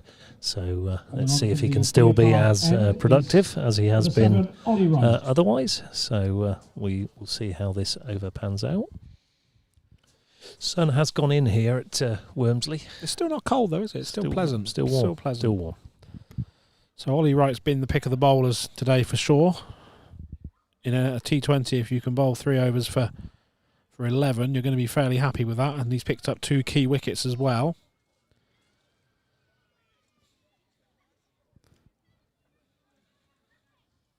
So Josh Smith, 50 then off 29 balls. Good knock. With 5 fours and 2 sixes. As in comes Wright to bowl to Chris Watling. And Watling plays that nicely between. That'll be 4 runs, won't it? It's going to race away for 4. Yeah, that's not going to be caught. That's a good start to the over from Chris Watling there. Just cut that deftly between sort of a backward point and a gully region. Split the 2 fielders nicely there, didn't he? And as soon as you beat the infield here, Daryl, generally speaking, it's 4 runs, isn't it? Absolutely. Nobody's cutting it off. We've seen a couple of pullbacks, haven't we, that have been exceptional fielding, but generally, rule of thumb, it's raced away for the boundary. So this needs to be the over, I think, because they are so far behind the rate. So Wright comes in, bowls to Watling. Watling then down the track tries to clip it into the leg side. Doesn't get much on it at all. In fact, it doesn't get anything on it. It's a leg bye. But they do scamper through for the single. That will bring Thad Cooper on strike. Sounds like an FBI agent, doesn't it? Thad Cooper, FBI. Another former Oxfordshire junior player. CIA? Came through the pathway. It's gone totally over my head. I haven't got a clue what you're talking about. The Bill? No. As in comes Wright and bowls to Cooper. And Cooper, that's taken off a little bit. And Cooper was forward and it sort of bounced on him a little bit more than he expected, I think. And there's a dot ball. And a dot ball is, Daryl, a very hot ball at this time in the innings. It would be at Cokethorpe School, I can assure you. That's all they told me. Send the bales to Wales. Absolutely. For goodness sake. Right bowls to Thad Cooper, and Cooper has a big swish at that outside off stump. That's going to bounce and run away for 4. That wasn't really a cultured shot, but it was the shot that was needed. He got a lot of bat on that, and it's gone over the gully region, over the boundary for 4. Thad Cooper, pet detective. No? Does that work? No. That's Ace Ventura, isn't it? Yeah, I know that. You really are shot away, Daryl. I've had 16 years of this, ladies and gents, and Anyway, in comes Wright to bowl to Cooper, and Cooper plays a nice-looking shot, but straight to the cover fielder, and there's no run. 129 for 5. And the game is slowly drifting away from, quite quickly drifting away from Rowant now, to be honest. It does look like Banbury are going to retain the trophy again. As Wright comes in, and this time Cooper plays an almost identical shot to the 1-2 balls earlier, but this time it doesn't get enough bat on it, and just the single, again cutting or slicing it over gully, but didn't get anywhere near as much bat on it this time, and it's just the single, and that's not going to be enough with just a couple of overs to go. Right, chaps, I've been doing other radio duties. Is it still looking a bit grim for Aston Rowant? It's looking very grim for Rowant now, Colin. They need another 48 runs off just 2 overs.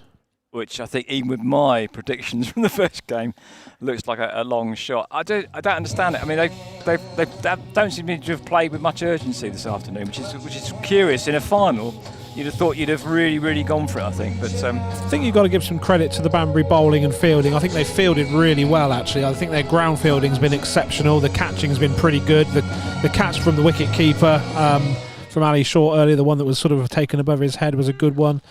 There's been an LBW, and you have to give credit to Banbury. They are a strong side, and Rowant have had the wood over Banbury in league terms over recent years. So this is a little bit of revenge for that. But Banbury very good in this competition. They've won it 5 years in a row. It looks like it's going to be 6 as Thomas comes into bowl, and a big swipe and miss from Thad Cooper again, a dot ball. So just 11 balls to go to get 48 runs. This is an impossible task, I would say, unless we see some unbelievable fireworks now in these last 11 balls. And Joe Thomas, 6'6", left arm spinner, comes in and bowls to Cooper. Cooper gets hold of that one, but it's going to be a really good catch in the deep. That's a great catch in the deep. Who took that catch? I'm just going to get my binoculars out because it's over the far side, but that was an unbelievably good catch. Is it Lloyd Sabin? It was Lloyd Sabin. Good eyesight, Darryl. I was going to say, I think this is the first team of the whole competitions today that haven't dropped a catch. I think every other team have dropped a catch. So that was an outstanding catch. And I have to say, again, that he has been the difference between the two sides. Would you say, Oscar, joining us again, Lloyd Sabin's 74 was different gravy, wasn't it? Yeah, Sorry, which one are you on? You got it. You go for it. Yeah. Yeah, it was fantastic. It was a really good innings there. He's obviously, like we said earlier on in the game, he started quite slowly, but then accelerated when he needed to, and has really allowed his team to play and be really attacking in the field, and then attacking later on in the innings. He's given them the best start that they needed in this game, and they've allowed them to play really well, and they do deserve to win here. They've outplayed Rowant, and they've played fantastically. I totally agree. And Wes Morrick comes in to join. I don't know who he's joining. I was going to say the other batsman. Chris Watling, yeah, sorry. I had a bit of a mind freeze there. I do apologise. Chris Watling's still in on 12. And it's 130 for 6 as Joe Thomas gets ready to come in and bowl to Watling. Big hit required. A little bit of a sweep attempt there, and that's going to go away, and I think that's going to be... He's given that as runs as well. Yeah, he's swept that for 4. It's gone very, very fine down towards fine leg, with both fine leg and third man up, as you'd expect for a spinner, and it's raced away on this carpet outfield. Now, we got headphones on. I didn't hear him nick that. Did you hear him nick it at all? I couldn't see it, but yeah, it was good. Definitely giving us 4 runs. He must have got some bat on that one, but a nice shot. Judged the pace for the ball really well, and placed it over the boundary rope. Thomas comes in, bowls. Oof. And he's been given out LBW, swinging across the line. You know, it's going to happen, isn't it, at this point? And that was LBW Thomas. Watling goes for a bright and breezy 16. And the score is now 134 for 7. Thomas for 16, Aston Rowant 134 for 7. It's got to be bright and breezy at this stage of the game, isn't it, I think? Yeah, I think, but you'd like to think now they've only got 2-3 wickets left. Banbury have as good as won this game. Really, I think there's going to take some serious work and some seriously big hitting from the tail end of Aston Rowant to get anywhere near this total. I suppose we've seen it done, haven't we, in other games? But I believe this is going to be plenty of swinging, plenty of stumps flying about, I would imagine, in these closing stages of this fantastic game. We might see some. Say again? We might see some stumps flashing. Yes. Well, some of you will. Well, I think it's going to be aided by the fact the sun is setting now. It's getting darker out there. You should see him sparkling a little bit. I was just going to say the sun's come back out, but it's only come back out over half the ground now. It has been in for a little while, so we are down in a dip, aren't we? We are in a dip, yeah, absolutely. Well, an amphitheatre, a bowl, I think so. A valley, an amphitheatre, and a bowl. Amply described there. It's gorgeous. I can't believe our luck in being here this afternoon, frankly, and thoroughly enjoying it. It's a real privilege.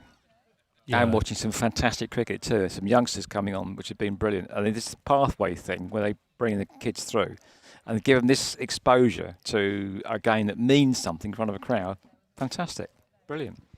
Yeah, it's really good experience because you don't get this sort of crowds at an average game of cricket. So a great venue. If you've got 200-300 people watching you, showcase your skills. You could go down in some young person's history because they've enjoyed watching you play. So it's a wide delivery down leg side, and they need a few more of those. A few more of those might be all right, Oscar. Yeah, I think they'll take anything here. Aston Rowant, they want any help they can get. Extra ball and a 1 that's very helpful. It's a big hit out to deep cow corner, and it's 1 is the result for Penhale's efforts there. Warwick, on strike now. I think the fielder there got a bounce which actually came towards him. I think if it hadn't gone towards him, he probably wouldn't have got that. Would have been 4. So at the moment, when your luck's down, isn't it? I think, and there we go. Going back to the Man City game, I think Carl Walker was in a difficult challenge, almost sent off in a penalty, I think. So, but Man City did finish the game with all 11 players on the pitch. But there you go, 7 minutes of extra time. That was squeaky bum time, wasn't it? missed a penalty, did you say? I've got to go back on that. But definitely there was an incident where Carl Walker was being threatened with dismissal. But that's what the studio told me anyway. Swing and a miss there from Wes Morrick, and that's the end of the 19th over. So we're going into the last over, which is a bit immaterial, isn't it? Because we need 42 to actually win this game, and barring any... Yeah, you have to say that no Banbury balls. Played really well, because Oxford won the first game with 134 as a score on the board. Rowant got 136 with 1 over to go. But I mean, it was a run chase that they didn't seem to be at any point really getting their motor under them. But I suppose you can bow to Banbury being a specialist, I think, at this level and playing this form of the game. I didn't want to let go of the grip of the Bernard Tollett Trophy, as Kieran has alluded to. This could be the 6th year in a row Banbury have lifted that said trophy, so fair play to them. And it's going to be Charlie Hill to bowl the last over. And it's just going to be... He likes that paddle shotty, doesn't he? It's just going to be a single. The bowler for this last over is number 19, Charlie Hill. Yeah, it's more or less mathematically impossible here, unless there's a lot of extras for Rowant to win this. And I think Banbury definitely have deserved to win. They've played brilliantly here, batting, bowling, fielding, and every aspect of the game. It's everyone's fired on their day. I think one of the good things, it was alluded to by Neil Megson earlier, that there was 1 or 2 players that were available for Banbury that played in the first team, but Lloyd Sabin said, no, these guys have got me to the final, they're going to play in the final. And I think that's exactly how you should play it. I think it's a good attitude. That's a really good attitude, I think. Yeah. And they've done them proud, haven't they? Yeah, at the end of the day. Yeah. So they've done what they should have done, really. So fair play to Lloyd Sabin and the Banbury crew for that.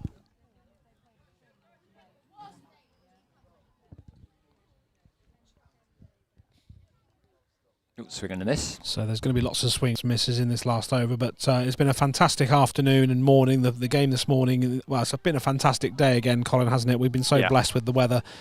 2 years in a row, well, 2 years out of 3 we've been here, and the sun has shone all day, and it's been a brilliant advert for Oxfordshire cricket, just over the Oxfordshire border, but only by a mile or 2, and Aston Rowant are going to lose this game to Banbury. Banbury taking the trophy for the 6th year in a row, but it's been a very, very entertaining day's cricket from everybody. Daryl, really encouraging and really pleasing also to see so many young cricketers that are coming through the pathway that we're going to see a lot more of in the future. In all 3 sides, Oxfordshire based. Henley not quite as Oxfordshire based. That was a great bit of fielding, actually, on the long on boundary. It did go for 6, but it was parried back over and stopped the 6. It was young Charlie as well, Daryl. Charlie again in the action. Superb bit of effort, that. Just goes to prove all those balls I threw up and hit in all the... It wasn't Charlie. No, it wasn't Charlie at all. It was nothing to do with that at all, was it? Should we move swiftly on? Yeah, Charlie's over here. I thought we just fishing for you. Just trying to get you to talk about. Was it Ollie Wright? It was Ollie Wright. I'll just say that Daryl's guide dogs are in the vet at the moment, so that's why he's a bit challenged. Oh dear me! Can you see that now? Yeah, Bales, wickets flashing. That's bowled him, and that's the end of the match. I'm going to hand over while I do the tannoy back to Oscar to close. I'll ask you to do some tannoy work. The tannoy man. Yes, indeed. Yeah. So we should say a big thanks yet again to Chadlington Brewery, Hartwell, Hobbs for Progressive of Abingdon, and the Felix Foundation, I think, as well. Plus, also the old Coach Inn Bar and Barbecue today.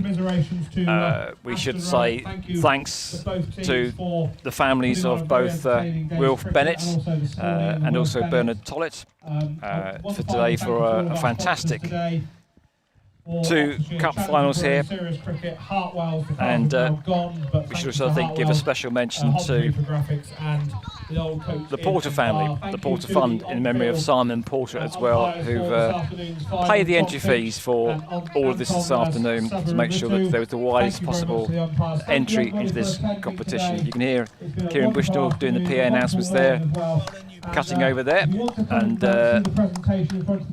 once he's finished doing his little bit of rabbiting, we will just simply have a quick chat amongst ourselves, thank everybody else that's been involved today, and close off this streaming service. So, Banbury Cricket Club have won the Bernard Tollett Cup for 2021. Congratulations to Banbury! So Banbury again, you just heard they're winning it for, I think, 6 times in a row. I should thank my co-presenters, Darryl Woods. Enjoyed yourself, Darryl? Immensely, Colin. It's always good to watch a game of cricket and comment on what you see.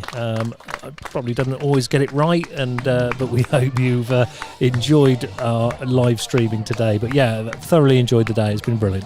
And Kieran Bushnell as well. Thanks to you, Kieran, for coming out and getting some sun on your flesh from your sickbed, mate. He's got a very funny colour, I think. Multitasking K-Dog today, but thank you, Colin. It's always a bit of a sad moment as well, isn't it? Because this is it now. This is the end of the cricket season. Darryl, winter well. I hope you winter well, and I hope your knee picks up and you're back playing next year. Oscar, thank you very much for joining us for the afternoon. You'll go a long way, young man. You're far better than work experience Wes, I think. You sound, because Wes is listening, so I'm going to say that. So, Oscar, I hope you enjoyed the day. Thank you to everybody that was watching on the live stream. You don't forget, you can watch this back at any time. So if you're really bored in the middle of winter and you want to hear our voices again, then you can look back at any time of this fantastic finals day. Oxford beating Henley this morning by 9 wickets to win the Wilf Bennett Trophy, and this afternoon Banbury beating Aston Rowant by 36 runs to retain the Bernard Tollett Cup again. We'll be here again next year, no doubt, Colin, when the sun will shine and we'll have another glorious day's cricket. But from me, Colin, that is the end of the cricket season for 2021, a season that started in a bit of doubt with COVID and has ended once again with this fantastic finals day at a beautiful venue. And Colin, I'm going to say thank you to you for all your fantastic technology. I haven't got a clue about your tech. I just know how to talk and talk a lot of nonsense most of the time, but it's been a really good day. Thank you very much. I'll hand back to you, Colin, to close. Yeah, indeed, for myself, Colin Ride, Darryl Woods, Oscar Bean and Kieran Bushnell, thanks so much for watching. We hope you've enjoyed it all. We hope you've enjoyed the banter.